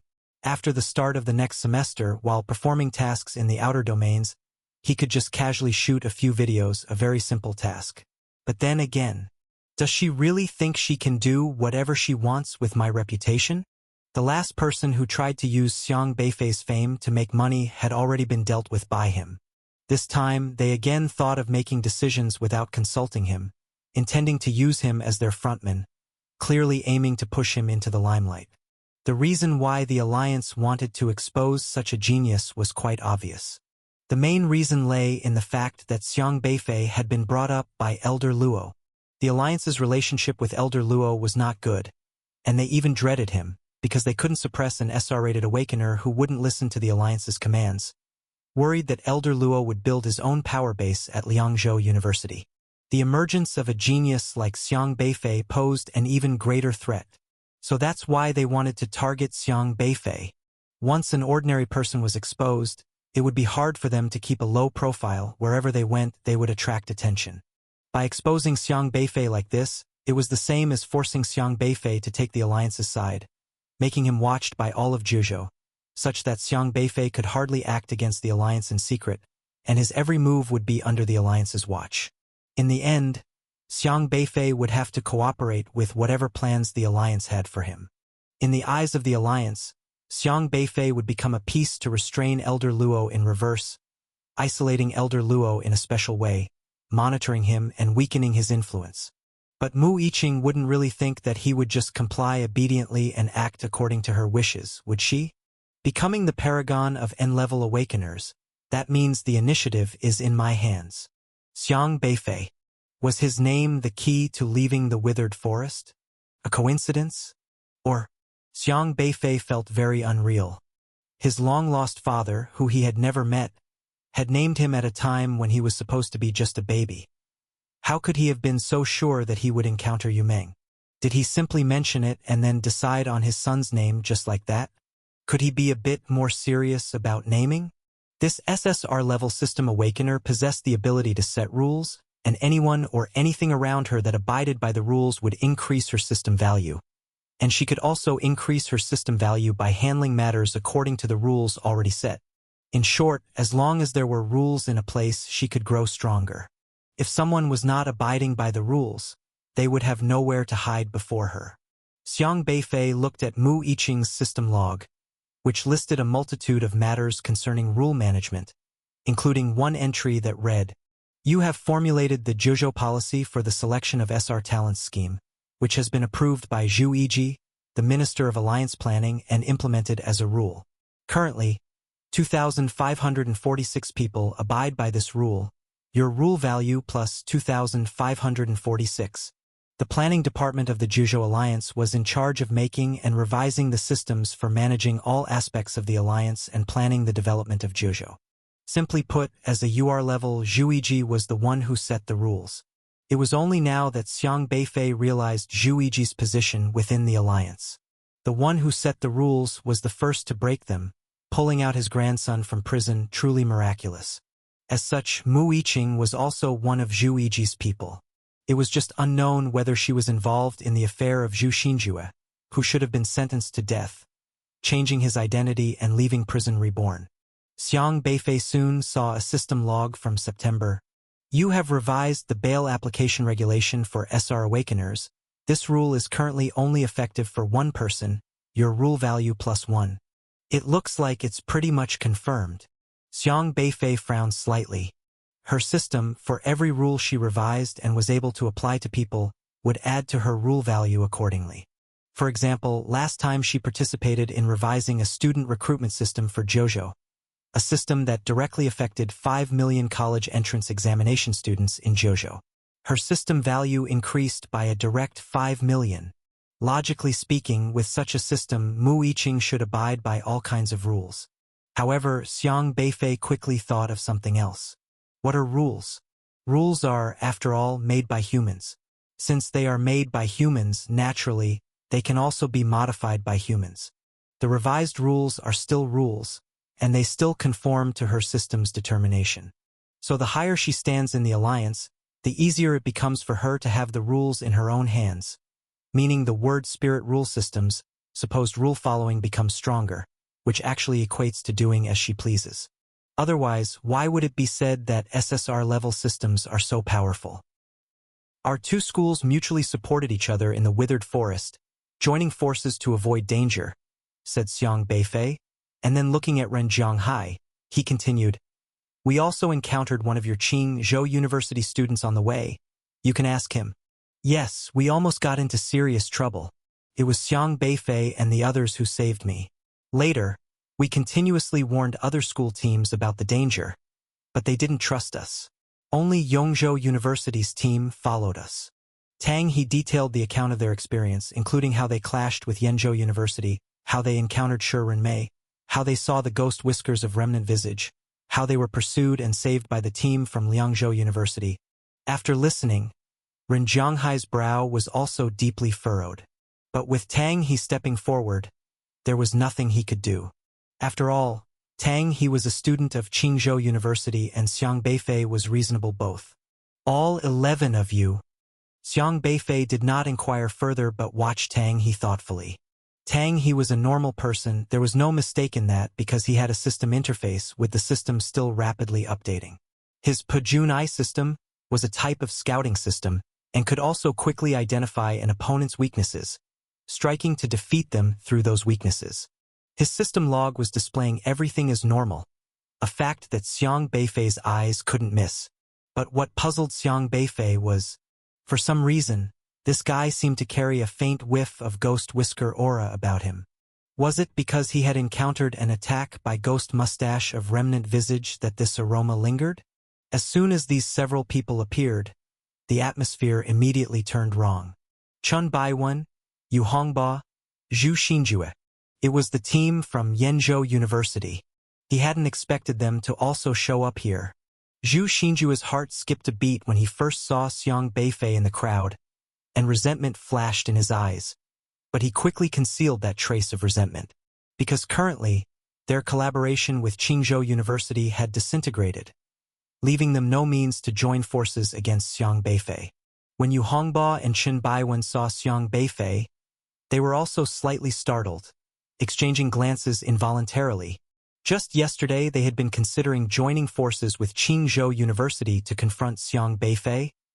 However, Ho Chenggu from Qingzhou University ended up dead instead, and they failed to find Xiang Beifei. They had not expected to encounter Xiang Beifei here. Don't panic. He probably doesn't know about yesterday's incident. Chun Baiwen gave Yu Hongba and the others a meaningful look, and they all understood each other without needing to speak. Yu Hongba steadied himself, then said, Xiang Beifei, I've long heard of your reputation. I am Yu Hongba, the leader of Yenzhou University's team. Chun Baiwen also nodded slightly, but he didn't speak. Xiang Beifei looked at the people from Yenzhou University thoughtfully, his gaze sweeping over them and then lingering on Zhu Xinjue. He eventually said, How did you all end up here? After we entered the withered forest, we realized something was amiss, and subsequently we ran up to this mountain. The conditions outside are terrible. Did you also encounter those bizarre tree people just now? Yu Hongba asked. That's correct, said Xiang Beifei nonchalantly. Are you all right? Yu Hongba asked. In the brightly lit laboratory, there were various kinds of instruments shaped like glass tubes, within which crimson blood flowed. Human blood. In the corner of the laboratory, several withered corpses were strewn about haphazardly, strikingly conspicuous. Apart from Keishi, there were 6 other pioneers who were barely clinging to life. They also lay on the operating tables, awaiting the moment of despair when their hearts would be plucked out. Who is this person? Lin Long inquired. This is one of the Su people. I just captured him, Wang Zhe said. The Su people. Lin Long immediately became vigilant, suddenly releasing a strong aura that swept around Keishi, firmly shielding his presence. How did a Su person come to this place? I don't know, he was acting crazy outside just now, constantly destroying the mountains. The patrolling men were worried he'd destroy the entrance, so they reported it to me, and I captured him, explained Wang Zhe. Constantly destroying the mountains? However, Lin Long frowned deeply and asked in a heavy tone. A Su person wouldn't act so recklessly. Normally, they would not make such a significant commotion to destroy mountains. You brought him here alive without thoroughly investigating. I did explore the area. There was nobody within 100 miles, just him. Probably he came to hunt some desolate beast, and when he saw me, he tried to run. It's likely he stumbled upon us by accident. Wang Zhe hadn't thought too much about it. Idiot! You can't even detect me, and you think you can detect other Su people? The Su people are very principled in their actions. His appearance here is not just a coincidence. Haven't you considered he might have deliberately lured you out? Lin Long chided angrily. He was extremely cautious, especially when facing the Su people. Without sufficient caution, it's all too easy to invite the wolf into one's house. So when he found out that Keishi was inexplicably captured, he began to suspect that this might be a plan by the Su people. Wang Zhe, upon Lin Long's remark, froze, then said, Could that be? I've already tortured him to this extent. He glanced at Keishi, lying on the bed with all his bones shattered, and even his soul tormented to the point of losing consciousness. What kind of courage does it take for one to come here as bait? I could kill him at any moment. Who among the Su people would make such a sacrifice? Wang Zhe tapped Keishi's body again. Crack, crack, crack. Keishi's body, already shattered, was only kept intact by Wang Zhe's spiritual power to prevent complications with his heart. He was skeptical of Lin Long's conjecture. Lin Long also scrutinized Keishi's body, with deeply furrowed brows. Indeed, these injuries were real. Wang Zhe was merciless with this Su person, able to obliterate Keishi's soul with a mere thought. But Lin Long still did not let his guard down. The Su people usually operated with meticulous care. Once they detected something amiss, they would retreat immediately. Lin Long had been dealing with the Su people not just for a day or two, and both sides roughly understood each other's ways of operation. If this was just bait, then the person undoubtedly came with the determination to die.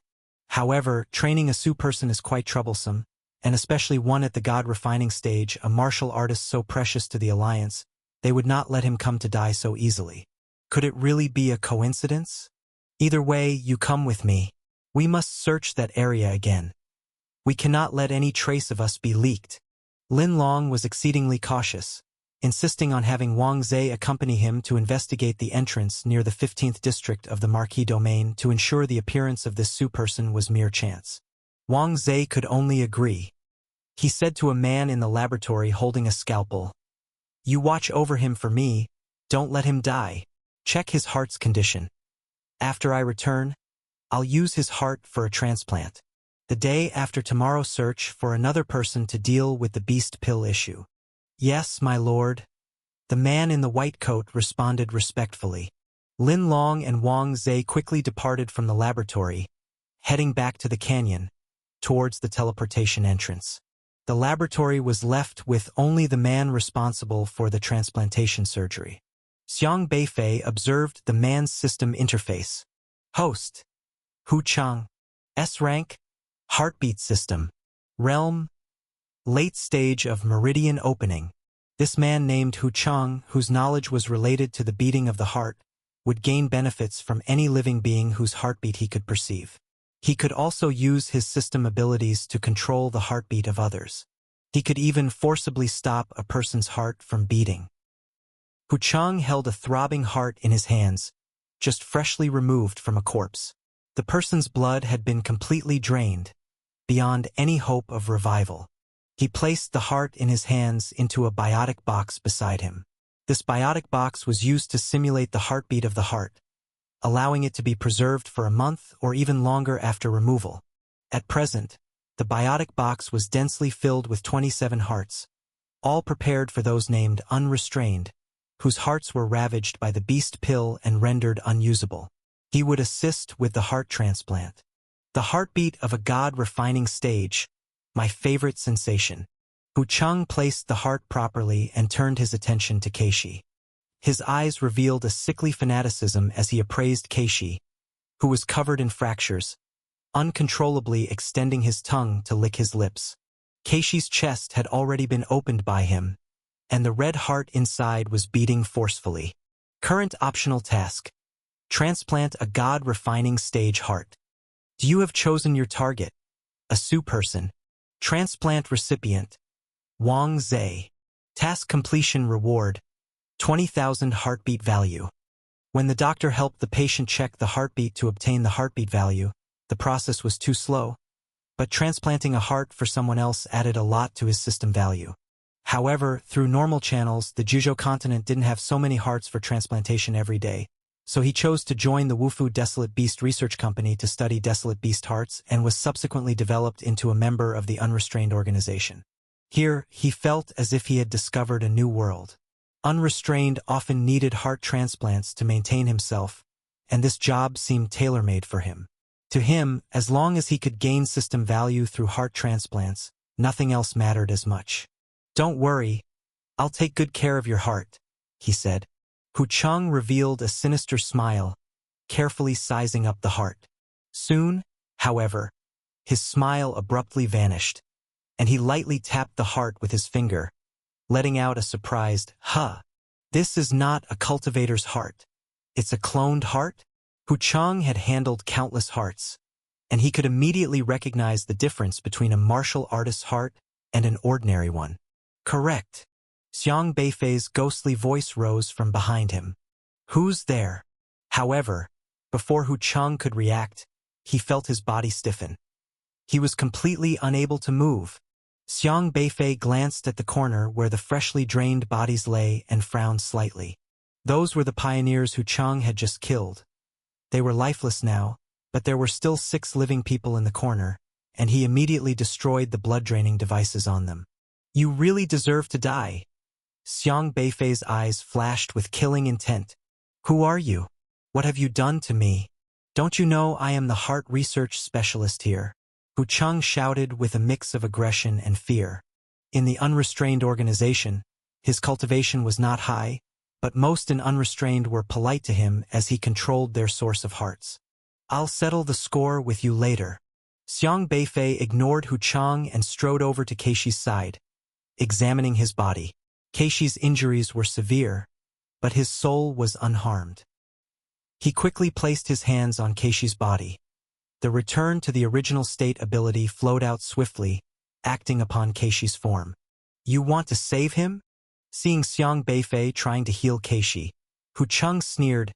"Every prisoner brought here is hit with a powerful healing prohibition by a UR-level elder. No one but me can heal their wounds. His tense expression slightly relaxed, though he didn't know how this person had infiltrated. Considering he held the most advantageous trump card, he now felt confident enough to negotiate. Healing prohibition? So you capture those pioneers and directly prohibit them from using their healing abilities to prevent them from healing. Xiang Beifei turned to ask. Exactly.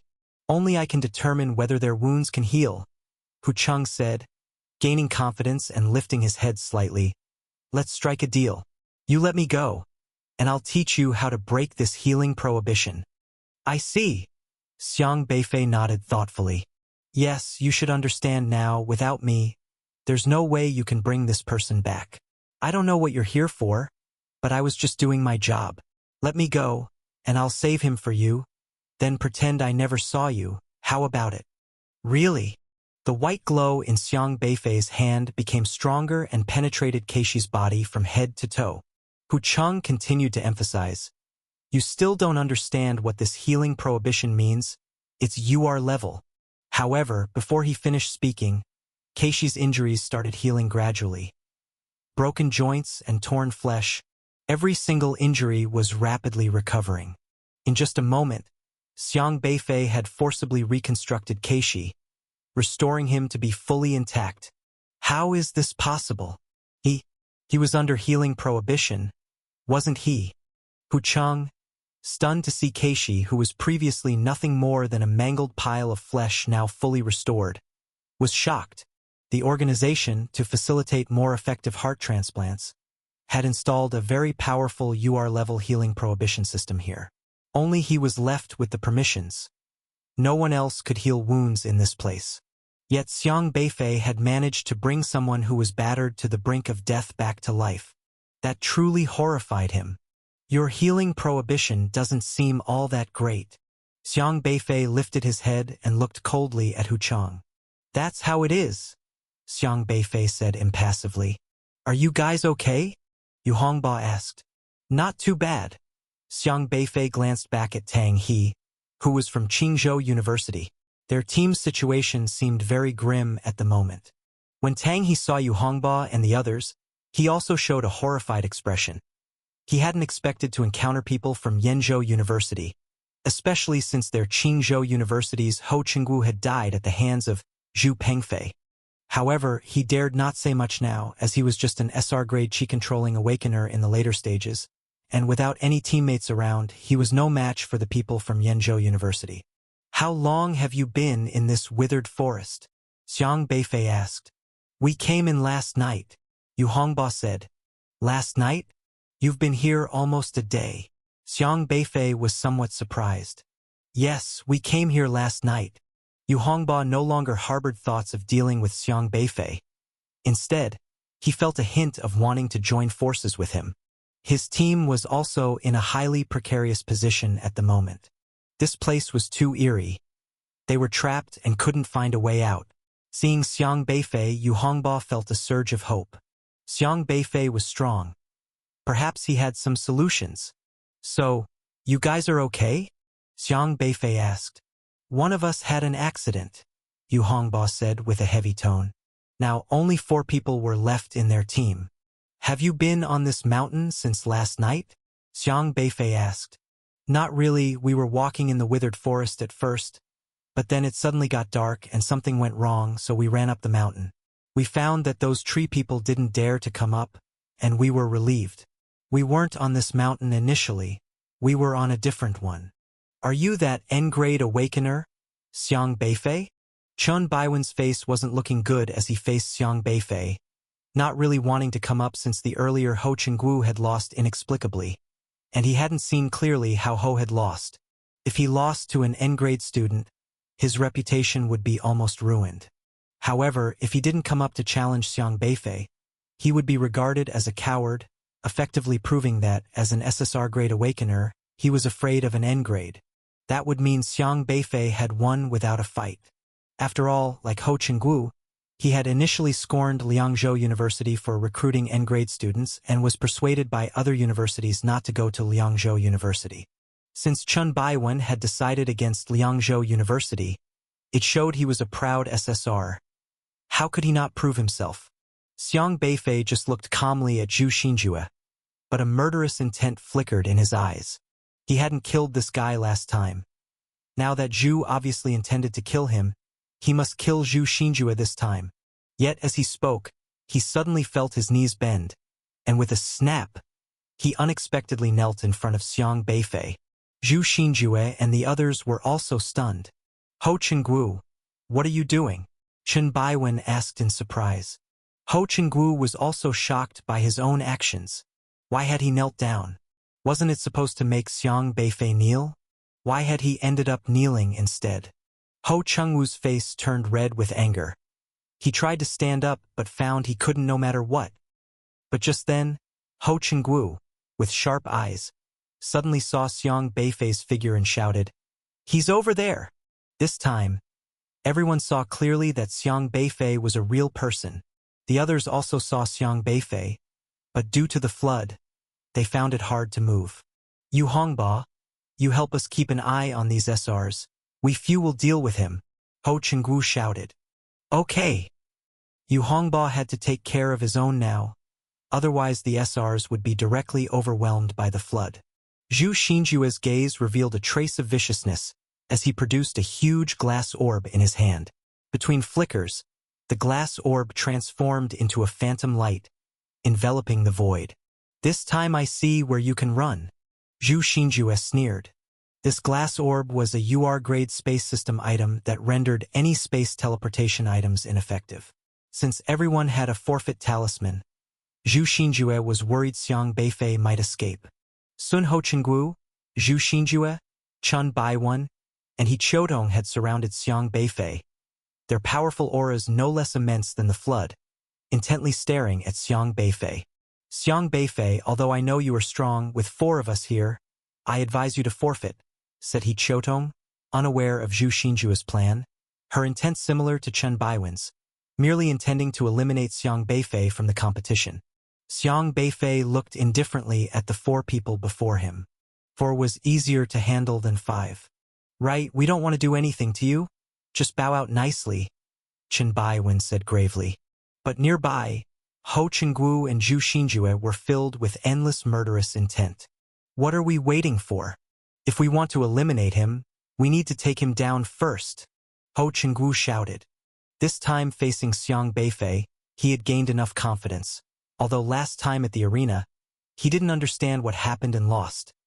Now, with it being 4 against 1, Xiang Beifei was definitely a dead man in his eyes. Ho Chenggu gritted his teeth and said, "Today, I want you to pay the price."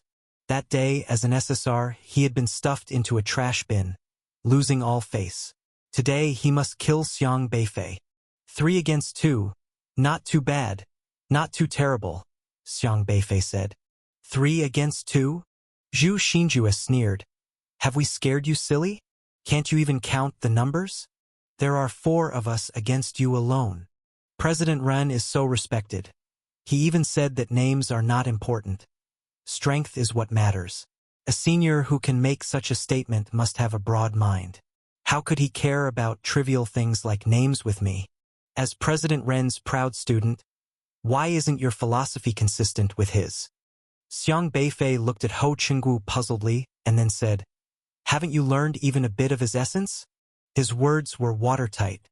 He first sarcastically mentioned Ren Zhonghai and then immediately elevated Ren Zhonghai's status so high that Ren Zhonghai couldn't be offended by Xiang Beifei's taunt about names. He then subtly insulted Ho Chenggu. "You!" Ho Chenggu was so infuriated by Xiang Beifei that his face turned red and his ears burned. In midair, Li Zimu stood there, surprised at the people below, saying, "They really can't tell." The flood here emerged from Li Zimu's poetry realm metamorphosis. Li Zimu's poetry realm had reached a level where truth and deception were hard to distinguish. However, Ho Chenggu and Chen Baiwen were SSRs, ranked higher than him, and their cultivation level was also higher. Logically, they shouldn't be in such a wretched state. Of course they can't tell. "None of these people are spiritual system awakeners," Xiang Beifei said. Xiang Beifei's spiritual power was attached to the poetry realm created by Li Zimu, so even if Li Zimu only had late chi controlling cultivation, The flood he created had the power of the meridian opening phase. As for the oppression at the system level, with Xiang Beifei around, the so-called superiority of the SSR system was just for show. He specifically sought Li Zimu's help to trap this group. But after walking a certain distance, a diverging path suddenly appeared ahead. Xiang Beifei's shadow emerged at the fork, but again disappeared on this new path. Which path should we take? Ho Chenggu asked Chen Baiwen urgently. Don't know, no trace. Chen Baiwen shook his head. Forget it, let's split up into 2 groups, that will be faster, Zhu Xinjue said. Splitting up means dispersing our strength. If we encounter Xiang Beifei, do you really think you stand a chance against him? Chen Baiwen asked. Xiang Beifei is clearly being chased by that desolate beast. How could we not have a chance if we encounter him? Zhu Xinjue said. After a short discussion, they finally decided to go separate ways, but all agreed to signal the others upon encountering Xiang Beifei, and if they couldn't find each other in half an hour, they would regroup here. For mutual trust, they decided to mix members from both sides. Zhu Xinjue went with Yu Hongba and He Qiutong, while Chen Baiwen went with Ho Chenggu. Ho Chenggu and Chen Baiwen took 3 SRs and went left. Chen Baiwen appeared deeply troubled. Yet Ho Chenggu still warned, "Don't forget our agreement." Xiang Beifei realized vaguely and said, "Digesting memories?" A desolate beast, after consuming another desolate beast's brain, sometimes could retain the eaten creature's memories. That means whatever the devoured creature had seen and heard could be digested by another. If this green caterpillar was stepped on by Long Guoqing, that means it must have seen Xiang Beifei and the others. Even if the green caterpillar didn't understand human language, images and scenes would still remain in its mind. So what exactly did they say when they encountered the green caterpillar? And did it remember them? Eating other desolate beasts' brains to overcome their own deficiencies and expand their own knowledge meant that the more they consumed, the higher the intelligence those creatures would possess. Desolate beasts that are strong but simple-minded are not scary, but those with high intelligence are the most terrifying. It is not yet known what impression of them this green caterpillar, stepped on by Long Guoqing, has left. Li Zimu's stone cottage was arranged into many rooms, separated by one another, without beds or blankets. Although simple, such considerations were less important in the external wilderness. When Xiang Beifei returned from his shift, Long Guoqing was standing with his arms crossed in front of him, leaning against the door and said, "Can I ask you a question?" "What?" Xiang Beifei asked. "You're not an N-level awakener, are you? You must be at least an SR, right? Is that very important to you?" "It would make me feel better," Long Guoqing said reluctantly. If he had lost to an SR like Li Zimu, he wouldn't have felt too embarrassed, since the opponent's talent was no less than his. Both being SR, he could win back the loss next time. But losing to an N-level awakener left him with a persistent discomfort. "That's your own problem, it has nothing to do with me." Xiang Beifei did not like to explain his system to others, because he did not have a system at all. "We're a team. I've told you all about my abilities, but we know nothing about yours. Since we are a team, there should be some mutual understanding," Long Guoqing emphasized. "You now admit that you're part of a team? I thought you always liked to show off," Xiang Beifei said. Long Guoqing huffed but did not argue against this point. He indeed liked to show off. Without it, there was no way to gather system points. "If you tell me you're SR or SSR, I'd accept my defeat wholeheartedly," Long Guoqing stated. "Do you really look down on people whose system rank is lower than yours? What's wrong with N level? R level or S level? Besides their cultivation improvement, what about their character, morals, personality? Are any of these aspects inferior to you? Do you need to despise them? Do you enjoy finding a sense of superiority over those with lower system ranks?" Xiang Beifei said sternly. "I." Long Guoqing was rendered speechless. He looked down on those who were less talented than himself because, in his view, these people simply had no prospects, especially the lowest N-level awakeners. He only respected the strong. But his pride was always shattered by Xiang Beifei. He sincerely hoped Xiang Beifei's system was SR level, even SSR would be acceptable. Then, Being defeated by Xiang Beifei wouldn't be too devastating, and it would allow him to maintain his cherished principle of pride. But the one thing he couldn't accept was the fact that Xiang Beifei was an N-level. I just can't believe an N-level awakener can have such potential. Their systems are so futile. Their achievements are limited throughout their lives. They couldn't possibly be this powerful, Long Guoqing said through gritted teeth. Why can't an N-level awakener defeat an SR? Shang Tianxiong is also an N-level, how many can surpass him? A capable person can even kill an SSR if they are SR. We all live in this world. We are all human. You are not nobler than anyone. You just started higher, but that doesn't mean you will always be above others. Better to stay humble, Xiang Beifei said. After finishing his words, Xiang Beifei went back to his own partition. Humble, huh? Long Guoqing's face alternated between cloudiness and clarity as he pondered Xiang Beifei's words. Late at night, around 9 o'clock, Yi Changfeng gathered everyone together, holding a schedule and rules for tomorrow's competition. Elder Luo said, "We need to discuss tomorrow's situation first. Everyone should stay alert." The rules were already clear to everyone. The freshman competition was divided into individual contests and team pioneering. In individual contests, 9 schools would compete in a round-robin, facing each other only once, meaning each school would fight 8 bouts, making a total of 36 matches over 2 days. When the time came to decide whether the contestants would be in the meridian opening phase or the qi controlling phase, it would be determined by the roll of a dice. These powers far exceeded what Xiang Beifei could resist.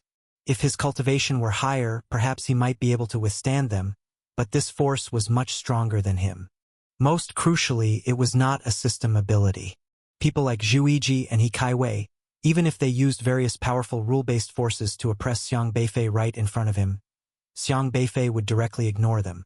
But he couldn't ignore this force. The Eclipse Sword also developed a crack. It was about to give way.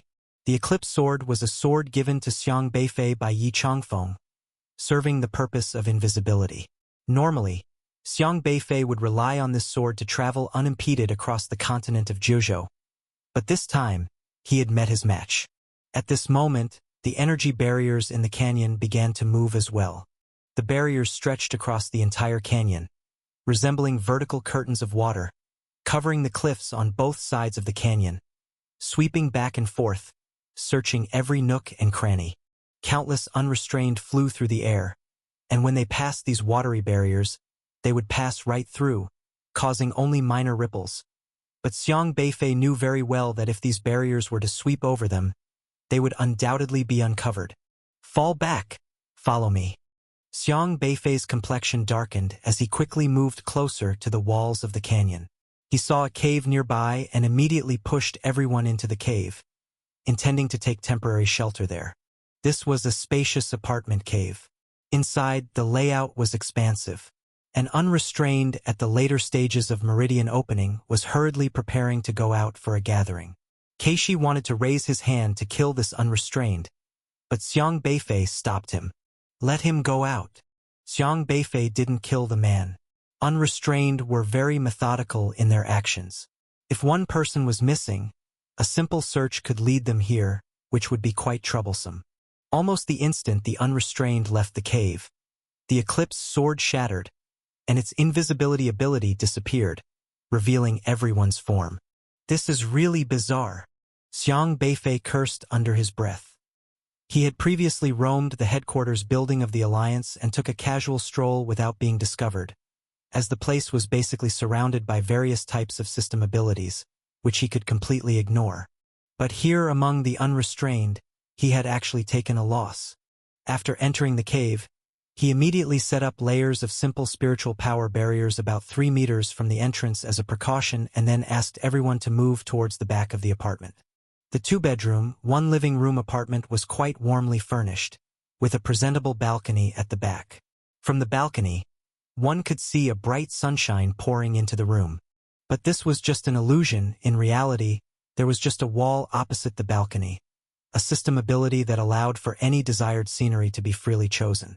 The unrestrained lives were indeed rather tasteful. Xiaohei, can your bubbles take them out? Xiang Beifei asked. Xiaohei shook his head. Its bubbles could only carry non-living items. If anything living was stuffed inside, they would burst immediately. At that moment, a third powerful force swept through. While this force was fluctuating, Xiang Beifei already vaguely perceived its function. It could break through any disguise-type system abilities. Damn it!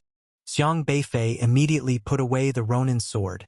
He usually relied on the Ronin sword to disguise himself as a wandering person, and the appearance of Zhang Xian was also a disguise created with the Ronin sword. If he continued to use this system item, the Ronin sword might well disintegrate too. When he removed his disguise, Su Hongkai and the others were startled to see Xiang Beifei.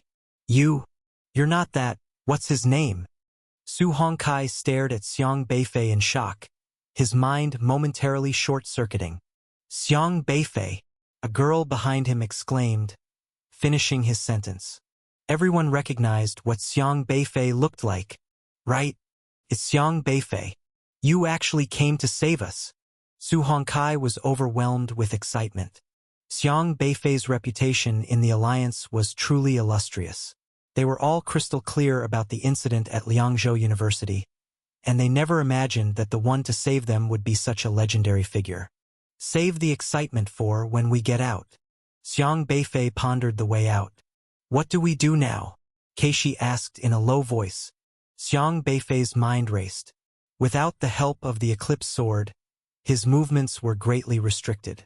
He could no longer move freely in the canyon, and now he needed to think of other methods. However, as he was leaving, he happened to see that the cave Xiaohei had visited last time was not far from here, a short distance away. The patterns at the entrance of the canyon, when it appeared, were almost the same as the patterns on his own brick, and the patterns inside that cave were also similar. The unrestrained even used blood to nurture them. Xiang Beifei had a strange hunch. Perhaps the formation in the cave was used to control the exit too. Although he couldn't be certain, he had no other options now. He had to try the cave. Keishi, you protect them. Stay here for now. I'm gonna check out the situation outside. Xiang Beifei searched in the wardrobe in the room and found a gray outfit to drape over himself, and then put on a hat. Fortunately, the various attires of the unrestrained outside were due to the need to hide one's identity. So wearing a hat in the crowd wasn't conspicuous.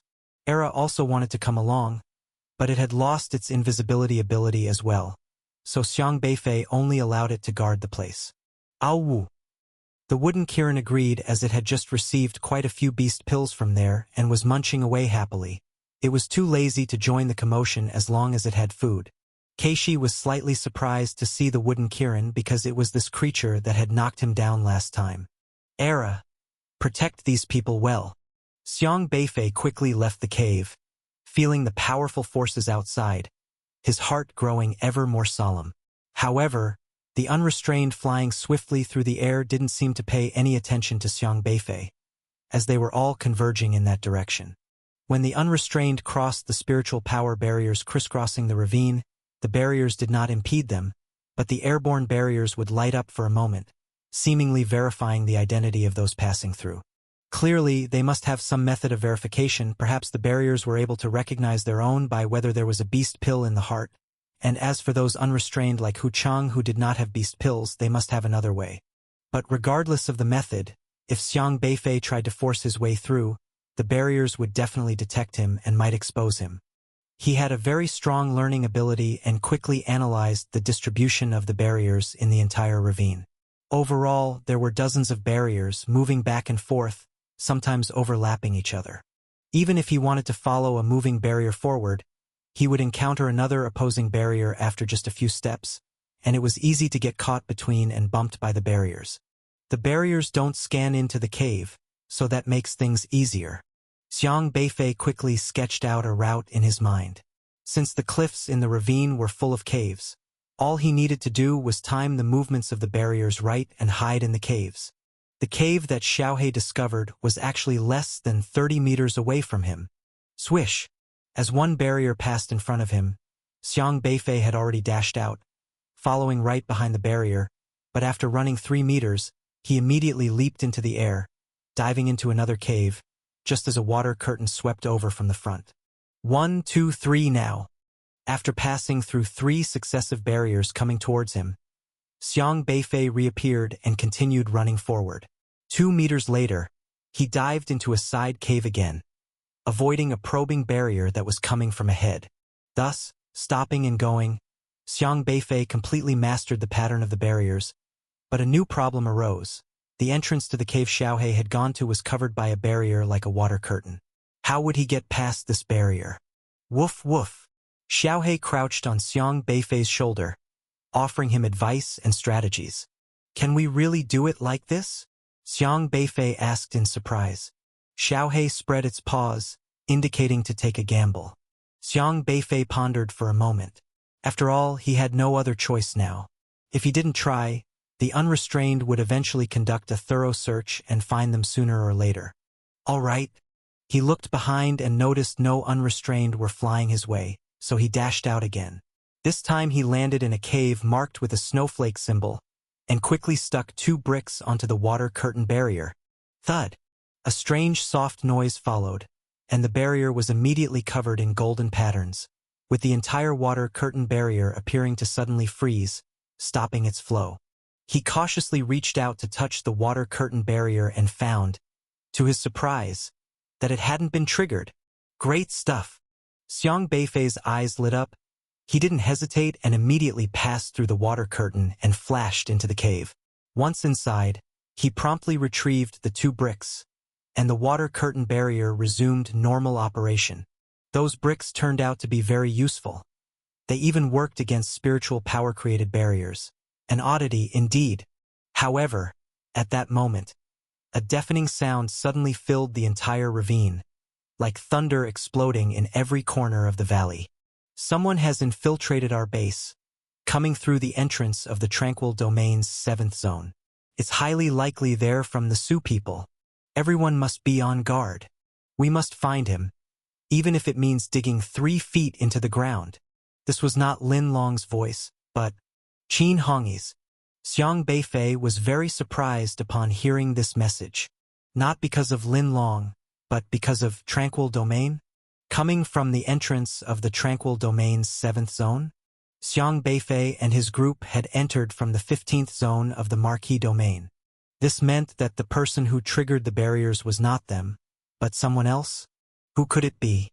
This guy has really screwed us over. Although Xiang Beifei didn't know who this person was, he still couldn't help but grumble inwardly. It was obvious that on his rescue mission just before, Xiang Beifei had been very cautious. The lab was full of various system capabilities that couldn't possibly affect him, but suddenly the entire ravine was on alarm. Initially, he thought he might have been careless somewhere. Now he realized that he was being dragged down by an unknown person.